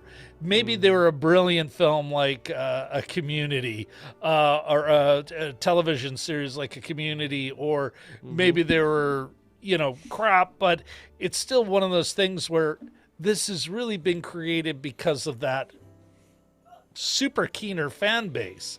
And so maybe we can look at, we might have to revisit this the next time the three of us get together. Maybe by then we can have some metrics where we can put like a number on that, because it's not that far away. And there is some other experiences where the fans, whack jobs, got everyone, riled up, and, something happened, and then it like, oh wait, there is a reason the network canceled it. It just wasn't didn't have that appeal. All right. Anything else that you've got there, Cody, before we no, those were the 3 predictions I've had there. Yeah. Okay. Jim. What was your prediction again? Or did we have it? No. Oh, no, you only commented on mine, but you have not made a prediction. Time First to of all, put your virtual money, your internet money, where your mouth is. First of all, check out Cody's shirt. I just noticed it. Greendale Human Beings. I don't know. I was trying to figure out what that was. I never caught that play. Yeah. I was talking about this with my son the other day. We were just in the car and trying to figure out. Sorry, gentlemen. I think I just want to briefly interrupt here. Oh. We have. Oh. Jelly Duck is in the house. Woo! Hey, JD. Ahmed, good to see you, man. Yeah, no, I was driving with my son in the car the other day, and we're sort of speaking about after COVID or after vaccination or what have you. And I was saying, either people are going to be content to keep on hibernating, or you're going to see the opposite. You're going to see, basically what I wrote down is that people would attend the opening of an envelope if it meant getting out of the house. So I think for a period there, depending on how it unrolls, I think if you put on the worst movie in the world, I'll go out on a limb. I'll take a swing.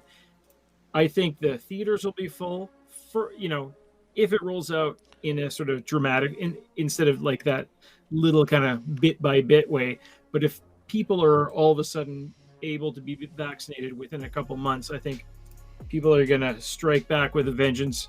The playhouses will be full, the concerts will be full, that kind of thing. That all depends on the planets aligning in a certain way, and the supply chain, boring stuff like supply chain management and vaccination delivery and super cool freezers and Dippin' Dots, yeah. But or they'll be, and I sort of I wonder, like right now you're seeing a little bit of the emergence of a guerrilla. I mean it in the GUE sense of the word, but a guerrilla party scene where you're having undercover parties and like hidden parties and secret. So I think what you're going to see is a little bit of a resurgence of kind of like warehouse raves and things like that, and maybe even in terms of movies, bars and clubs, maybe showing movies. Or movies being shown in ways other than a movie theater. Maybe drive-ins will. There's some difference going to happen there. Maybe drive-ins will make a comeback.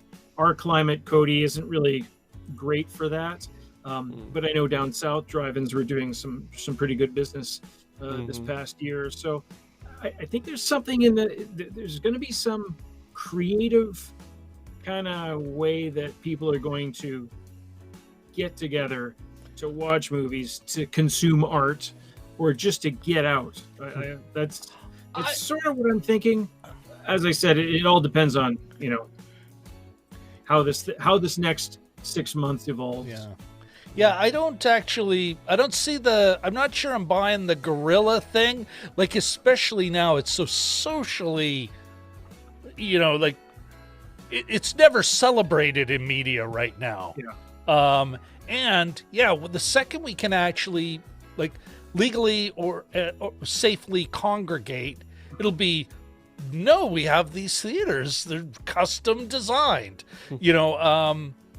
I'm more thinking, I'm wondering if it's going to be more like Katie in our chat, who's going to be, I'm sick of seeing things on screens.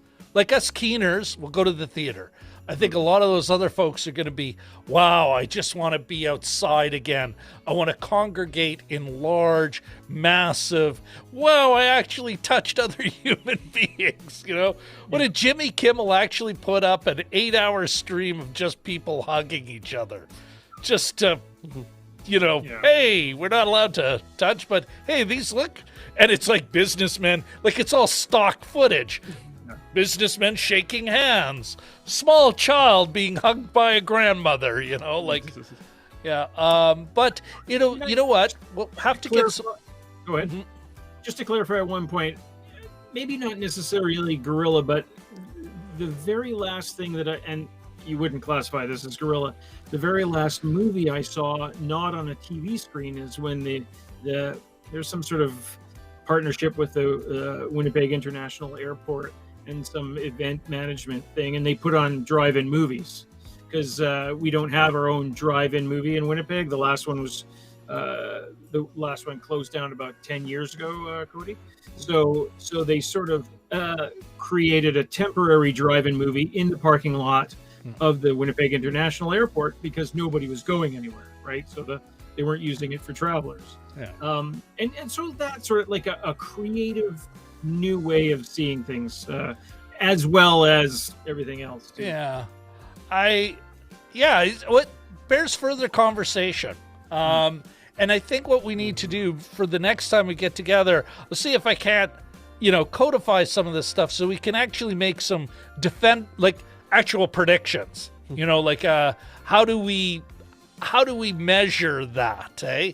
But it's all, I guess part of the question is what permanently changes and what just, most of the stuff will just go back to normal. It's like, oh, I can go to a bar again.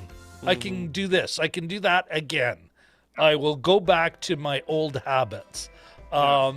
You know, and even mine, I'm only giving it a 20%, and I'm only saying 5%. I'm not saying that half of theaters are going to disappear. No, it's going to be like cameras. Canon sells the most cameras.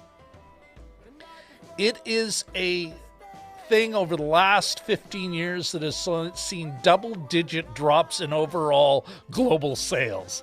Like, they have the most of the market. Their market share keeps increasing, but that thing is nothing. Like, the smartphone has basically destroyed cameras. You know, like, and I'm wondering if we're on that slow other side of the, it'll be, what did the Upside Down, you know, talking about a niche experience. Lost in the Reel, I think, mentioned this as well. You know, even Shashank's wondering about, hey, are we looking at a behavioral change? And I think that's what you're talking about, Jim, is that behavioral change. Cody decided to stick with an actual, like, film instead of the big picture, the big snooty fancy picture. It's like, hey, the Zack Snyder guy's coming out with some of his nonsense, and I think it's going to play out X way. Well, that's cool. All right, guys, before we move into our last part of this wrap up, our best and worst, because we really are about the movies. We've got a few things to plug. First of all, according to Jim, Cody, our effing guest here, is going to come up. He's going to start a live show. He's going to start his own live streaming. Congratulations on that, Cody. And thank you. We'll and hey, to everyone out in the chat, if you haven't already, go follow Cody's, subscribe to his channel. It's almost the end of the year. He just wants to hit 500. He's like 50 shy. Let's see if we can't help push him over the top. But here's the problem, Jim, with his live show is programming. Sunday night. He's doing it on Sunday effing night. What the hell, man? Hide behind his microphone. Here, let's put the single spotlight on Cody. Anyway, so you can still hear me though. Sunday night. He's taking off his headphones. And look at this. Our own loyal, sorry, I'm putting air quotes on us, our loyal fans going, yay, Cody, can't wait. No, Cody, why don't you, smart remarks aside, you know what? That's a great thing about the internet. There's lots of room. And, you know what? There's always still room for collaboration. So why don't you tell us what's your show? When are you hoping to get it off the ground? What's your time, sir? Okay. 9:30 Pacific time. Hey, we don't have a problem. But no, why don't you tell us a bit more about this? It sounds cool. Yeah. Well, I never said anything about being like an evening show, like, you know, around this time. So who's somebody laughing in the background for like one of you guys? So that's my daughter. Sorry, I was like, what's so funny? Gain down, everyone! Bring the gain down. Anyway, sorry, Cody. Yeah, tell us about your plans. Yeah, well, my hope is to launch it in early January. Hopefully, make it a weekly thing.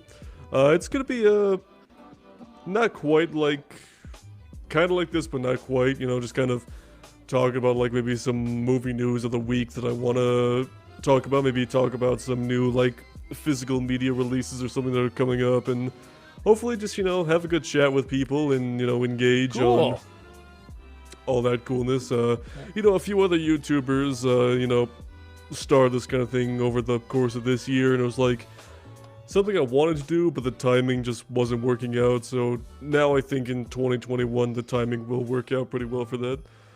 Fantastic. Yeah. Well, you know what? Keep us in the loop and anything we can do to support. And yeah, if you don't program it when we're on, we might even be able to watch your thing.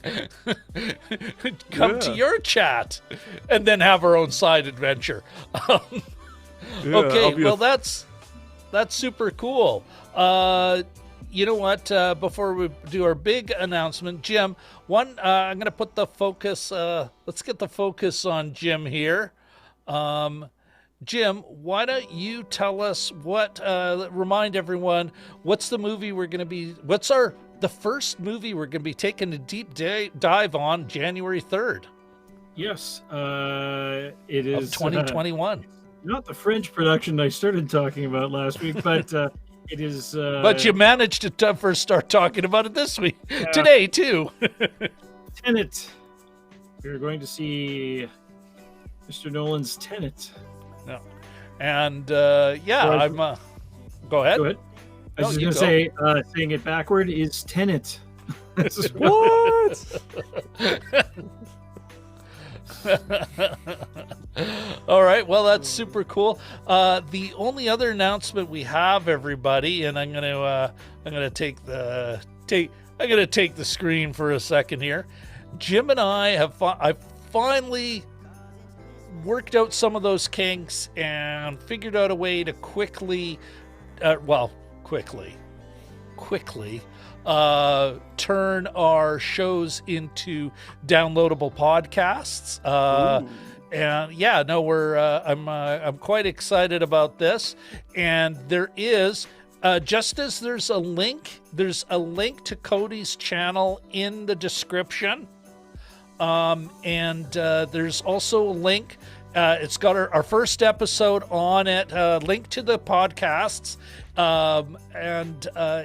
First episode, of course, is the show we did last week, The Midnight Sky.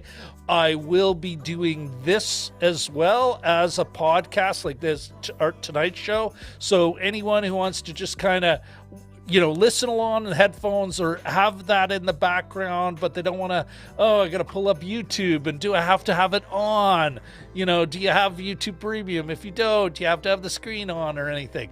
This might be another way you can download that content, enjoy it at your leisure. So kind of excited about that.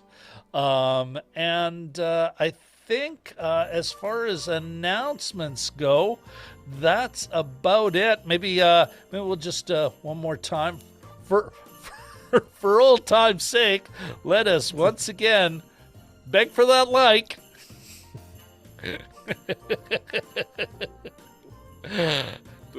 How about hit that subscribe button?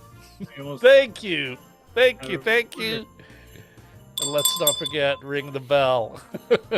Otherwise, how will you know about our wonderful content?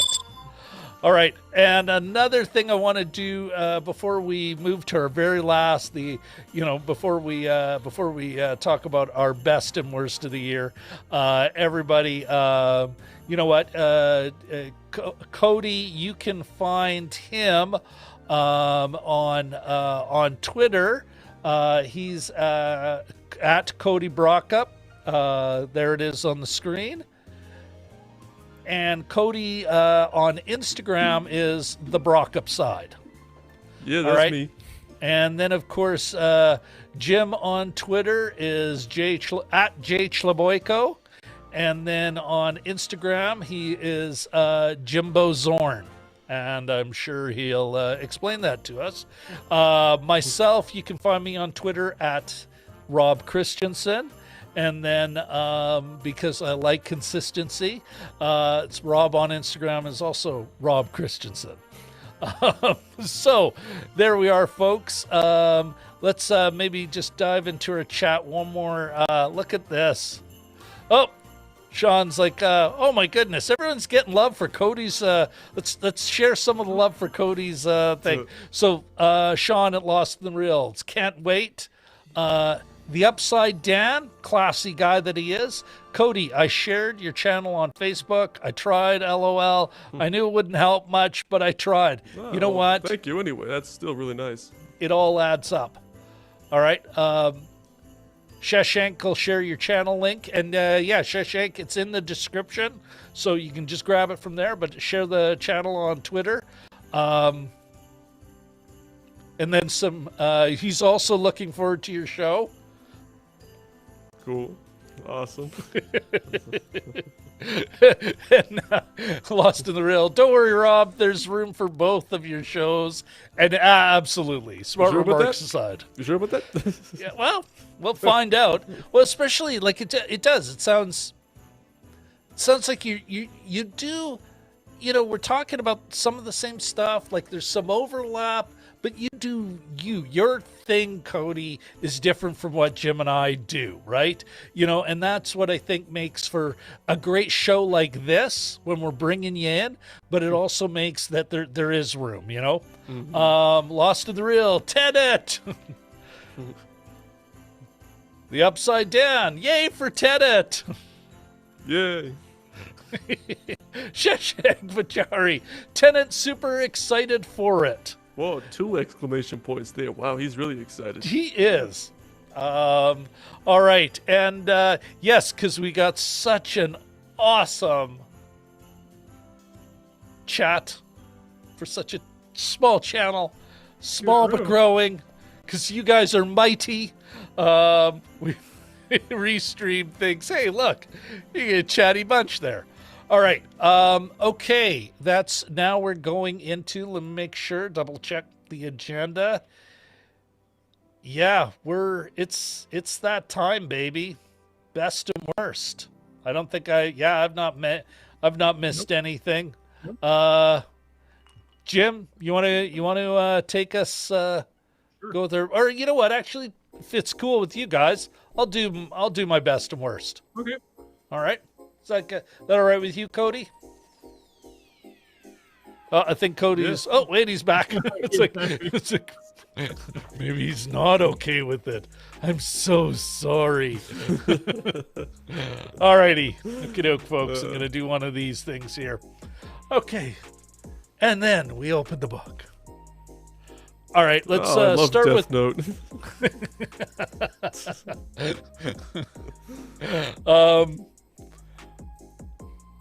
Although, what would I want death for? I don't know. Me? No, no more. No, of course, it's lame BS. Like, I've never liked those chocolate bars. I want that chocolate bar. Why is there not enough room for Reese's Pieces? This whole shelf should be just Reese's peanut butter cups. Okay. The lamest Death Note book ever. All right. Anyway, seriously though. Okay. Probably a surprise to no one. The worst movie that we looked at for me, and we looked at some junk. We didn't want to. We didn't search for it, but we looked at some junk. But I think the worst by far was Defy Bloods. Couldn't finish it. I checked out just past the midpoint. It was like, and it's the first one where I was like, nope, I can't. There's been a couple films where I've had to kind of push myself to watch because we did, because of the function of what we do. But yeah, I Defy Bloods. Boy, did that suck. Yeah, I just what a like, and one of those things where I don't know what everyone else is seeing. Because it just wasn't that good a movie. I still don't get it. Like, what am I missing? Anyway, so that's my, that, gents, is my worst. Like, Cody, you were like kind of, hey, I thought it was a pretty good movie. It didn't sound like you're raving, but you weren't like, you were definitely on the positive side. Is my take right there? Yeah, it was definitely on the positive side of it. I wouldn't call it the worst movie of the year by any real means, but it's not a movie I'm not gonna defend to high honor or anything. So, it's not like, so. No, I here, one second, pouring myself a.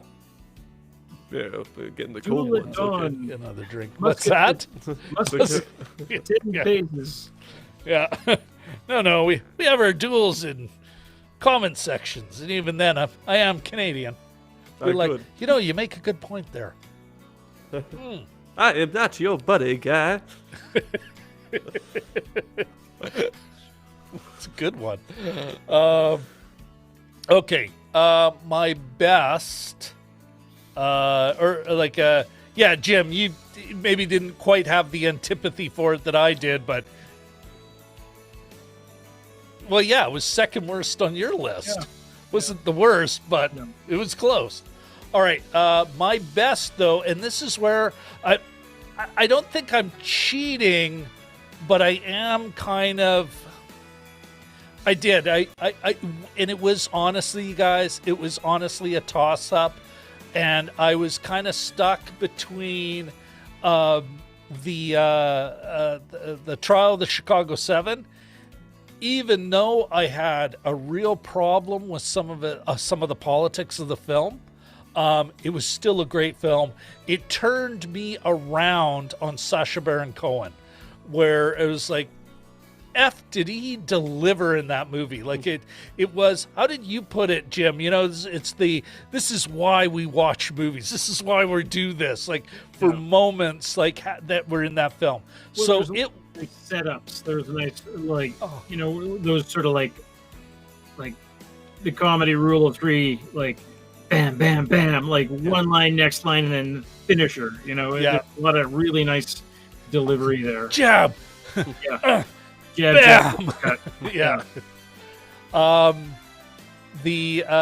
So it was close, guys, but I had to go with the Three Idiots. It was, and it's always tough with some of these lists because you're like, okay, what did I see in the last 3 months? Because that sticks with you more, eh? But I get it. Even now, I think of the Three Idiots, and I get a warm fuzzy. Like, it's such a sweetheart film. It does have some analysis. It's not perfect by any way, but it's at least kind of class conscious, not kind of. It's got a pretty solid class consciousness, and it had some sweetness to it that I really enjoyed. So I the Three Idiots, and then of course followed by such a close second the trial of the Chicago 7, which is like, and turned me around on Sacha Baron Cohen, who I was never really that impressed with. More my kind of there's some performers where you don't really watch much of their work before you make a rather rash and yet extreme judgment. And in this movie, it's like, okay, I gotta look at this guy differently. I may have to rejudge his work. But anyway, so there you go, though. Three Idiots, my top of the list for 2020, based on what we covered. All right. There you are. That's my story, guys. Cody. Woody. Actually, you know what? We're going to wait for you to the end. Jim, why don't you give us your best and worst for the year? So my worst one, although it wasn't... Oh, wait just a sec here. I'm sorry, the Lost in the Reel. I gotta admit, I do like this. Worst films of the year for Lost in the Reel: Scoob and Artemis Fowl. It's that. Okay, Jim, go. So, you're on. Yeah, no. In terms of the delivery, I'll just say quickly, I didn't really love The Wandering Earth. That was probably one of the more mumbo jumbo-y, where they had to come and drag it was sort of bonkers in a certain way, but just a very what could you not like about a film that is all about strapping rockets to the planet and taking it out for a spin? What? Cody's like, see, I gotta do this. Yeah, exactly. See, Cody. All of a sudden, it sounds interesting, doesn't it? Science fiction, but it was so mumbo jumbo-y and it's kind of nuts. Yeah, it was, and not. It almost made my bonkers Yeah. thing. Yeah. No, it was pretty. It was just in the bottom 5. Just odd delivery and just the whole thing was kind of, maybe the book's worth reading or the short story it's based on is worth reading, but yeah, the movie was a bit mumbo jumbo-y. The best movie that we did see, that we watched, in my opinion, was Trial of the Chicago 7. I think we sort of knew that almost as soon as we'd seen it. Just engaging and smart, and maybe didn't go as deep. I think that was our one, or specifically Rob mentioned that it didn't go as deep as he had wanted it to, but it was engaging. It gave tons. It had a huge cast. It gave everyone stuff to do.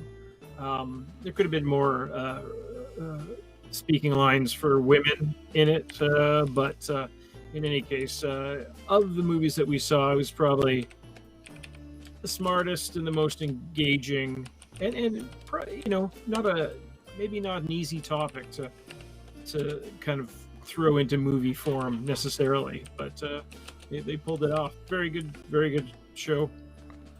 All right, what?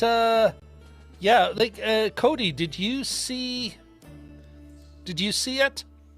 Did you see the Trial of Chicago 7 yet? It's on the watch list. I'll get to it eventually, but I've heard really good things about it, though. And after your guys' glowing review, I think it's I definitely gotta check it out. Moves up a little higher on the list. Well, don't forget, what was that? The Wandering Earth. Yeah. It's also on Netflix. It's a Chinese Netflix co-production. And that's literally, I'm not lying. The whole idea is that the Earth has to move because the sun's gone rogue, or something. I don't know. and they put rockets on the planet. To move it physically, yeah. Nothing could go wrong there. Okay. I mean, it looked like, fun sci-fi nonsense, and it gets better / worse from there. Okay. It was kind of fun to watch, but just a lot of mumbo jumbo, and a lot of when foreign actors don't necessarily speak English, but they're just hooked on phonics, kind of. You get some of those performances. You're sort of aware that they're maybe not aware of the words they're saying. Anyway, so those are my two. Okay. Well, you know what, Cody, you're up, my friend. What's give us your best and your worst, and Okay. what's throw it down, brother. Okay, I guess I'll start with the worst, because I think you guys start out with your worst. I kind of already touched on the two that were in my less than positive range, with Artemis Fowl, couldn't finish it. New Mutants, didn't love it, didn't hate it. And like I mentioned at the beginning of the stream, this is, like, in a normal year, I would have gone to see significantly more movies, or, like, that would probably easily have made the list from what I've heard. But it's like, I'm not gonna go spend $20 on a VOD thing to watch. But anyway, probably one of, if not the worst movie I saw this year was the Grudge movie from January. Maybe just because it was a January release, and those are, never all that good normally. But also, it just kind of... Are you saying it's not like a sign of quality? January release? No. And it just kind of falls into everything I hate about a lot of modern day horror movies. I know it's based on, like, a fairly popular franchise and stuff, but it's like, oh, people move into a suspicious house and spooky things happen, and then people die, and then ghost spooky things happen. Now they gotta defeat the evil, and now there's jump scares. It's like, it's just the kind of stuff I'm really sick of seeing in horror movies, and it just kind of got solidified more with this one. I know there are probably worse horror films like The Turning I heard was really bad, but I didn't see that, and it's kind of a bummer because it was one of the first theatrical experiences of the year, which was not amazing, but yeah, I'd say that's probably the worst movie I saw this year.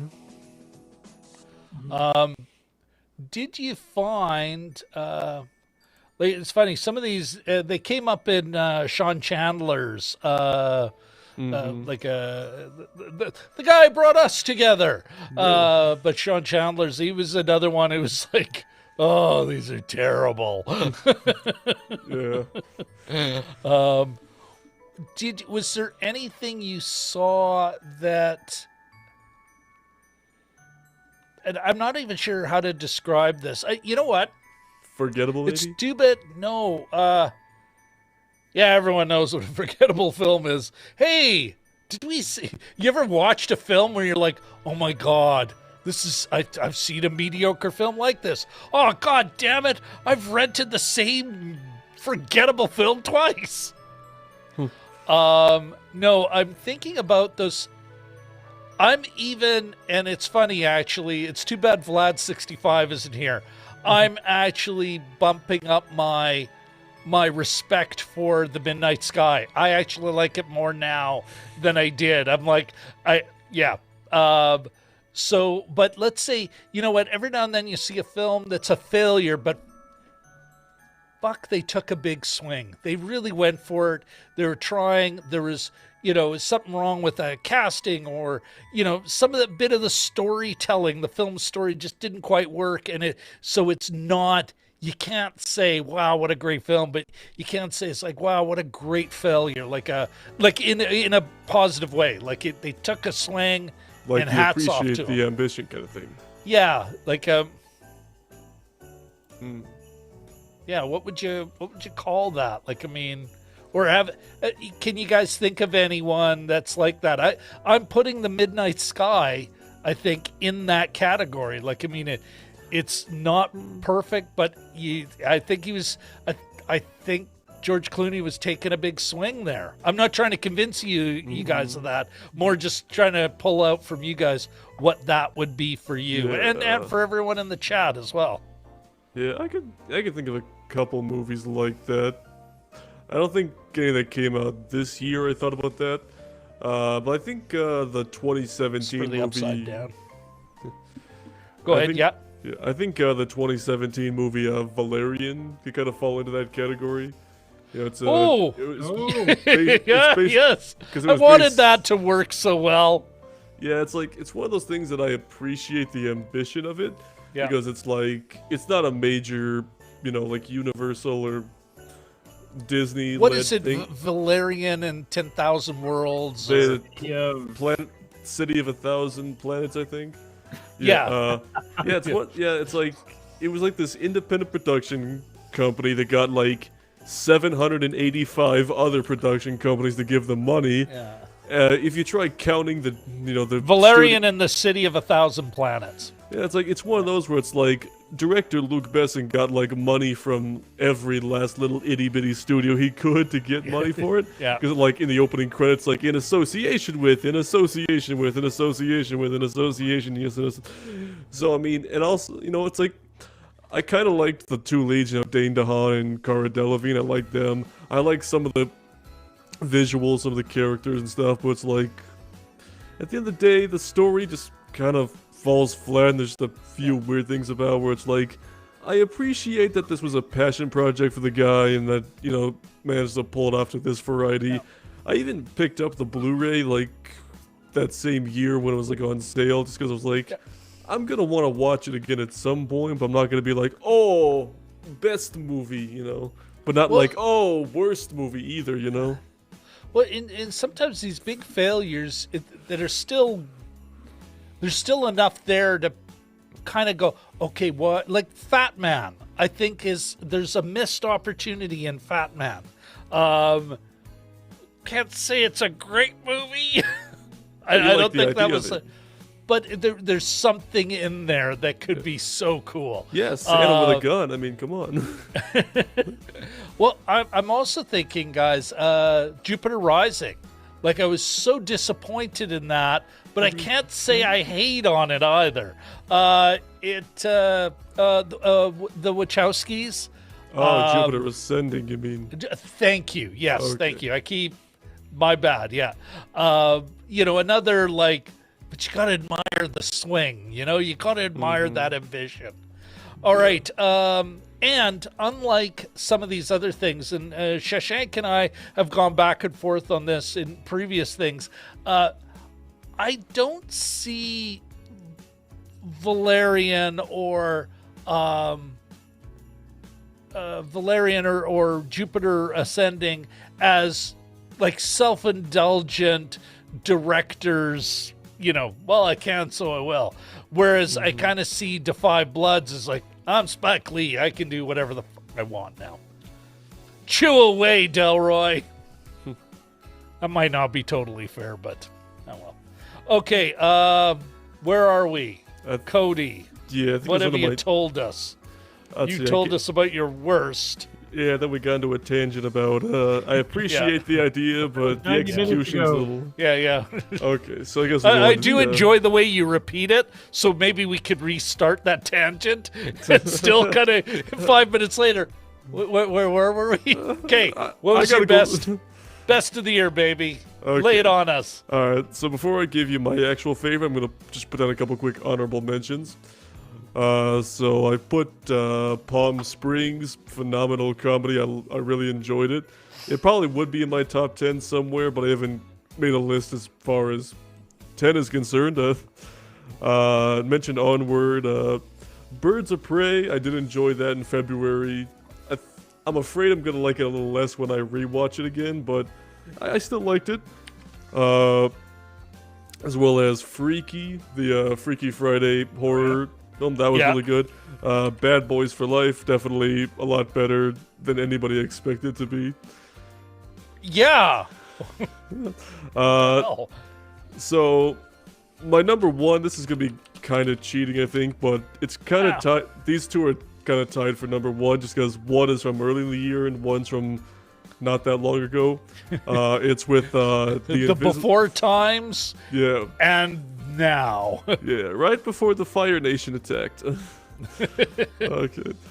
So the first one is The Invisible Man, the Blumhouse remake. Oh yeah. Okay, Really enjoyed that. And then also is Promising Young Woman. It's one of those movies I couldn't take my eyes off the screen while I was watching it.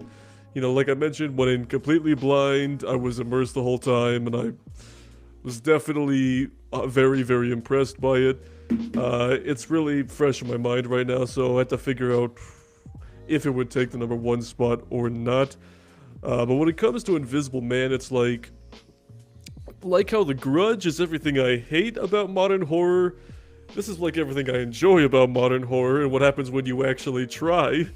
Yeah. Because there are some legitimate quality scares in this movie. The idea that there's this invisible guy that's stalking the main character and nobody believes her, and just it is like a various lengths metaphor, that, or it's playing with that domestic violence angle. Yeah, like abusive, not playing with it, abusive like relationships and yeah, it's like going at all that, how you can easily, if somebody can be manipulated to look crazy in terms of like, oh, my ex is haunting me, but he's invisible, Then well, just, and the the way gaslighting and everything. Mm-hmm. Sorry, I the find way- this interesting, but I keep interrupting you. I'm going to shut up now. Yeah, cool. And just like the way different things pay off by the end of the movie. I don't want to spoil anything just because even though it's been out for almost a freaking year, it's like I still want people to have a good opportune chance to check it out. And also, it's also a remake of a classic Universal monster movie, so this is a good example of how to remake a horror film and not just retread old ground or do the Rob Zombie thing where it's make it all ugly and full of loud people. I'm really interested to see what Universal and Blumhouse do with future Universal monster remake movies after this, because they were able to take the classic idea of a man turning invisible and haunting people, give it to a nice contemporary feel, and like you mentioned, all the gaslighting and the, kind of going from the perspective of bringing in a little politic to it. Like, I mean, yeah, a little, but not like oh, men are evil kind of thing. But a subtle but real kind of analysis there. Yeah, that makes it exciting, and it helps bring something new to what could be just a tired trope. Yeah. Also, it doesn't rely on jump scares either, but the jump scares they do use are like real, or kind of like diegetic type scares. Jump scares, you could say, like at the beginning of the movie, she's trying to sneak out of the guy's house. It's like dead silent, she's being super quiet, then she trips over a dog bowl, and you can just feel everybody in the audience like going, oh shit. Yeah. It's like stuff like that. It's a well-crafted movie Believable. all around. It's not like turn around and go, Brum, I'm a monster, I'm here, kind of thing. Clipping. Good effect. Sorry. Very, very good. No, it frightened me, and it had a physical effect. Okay, that's Jim. Any notes? That's a great top of the list, and I can see why you cheated, because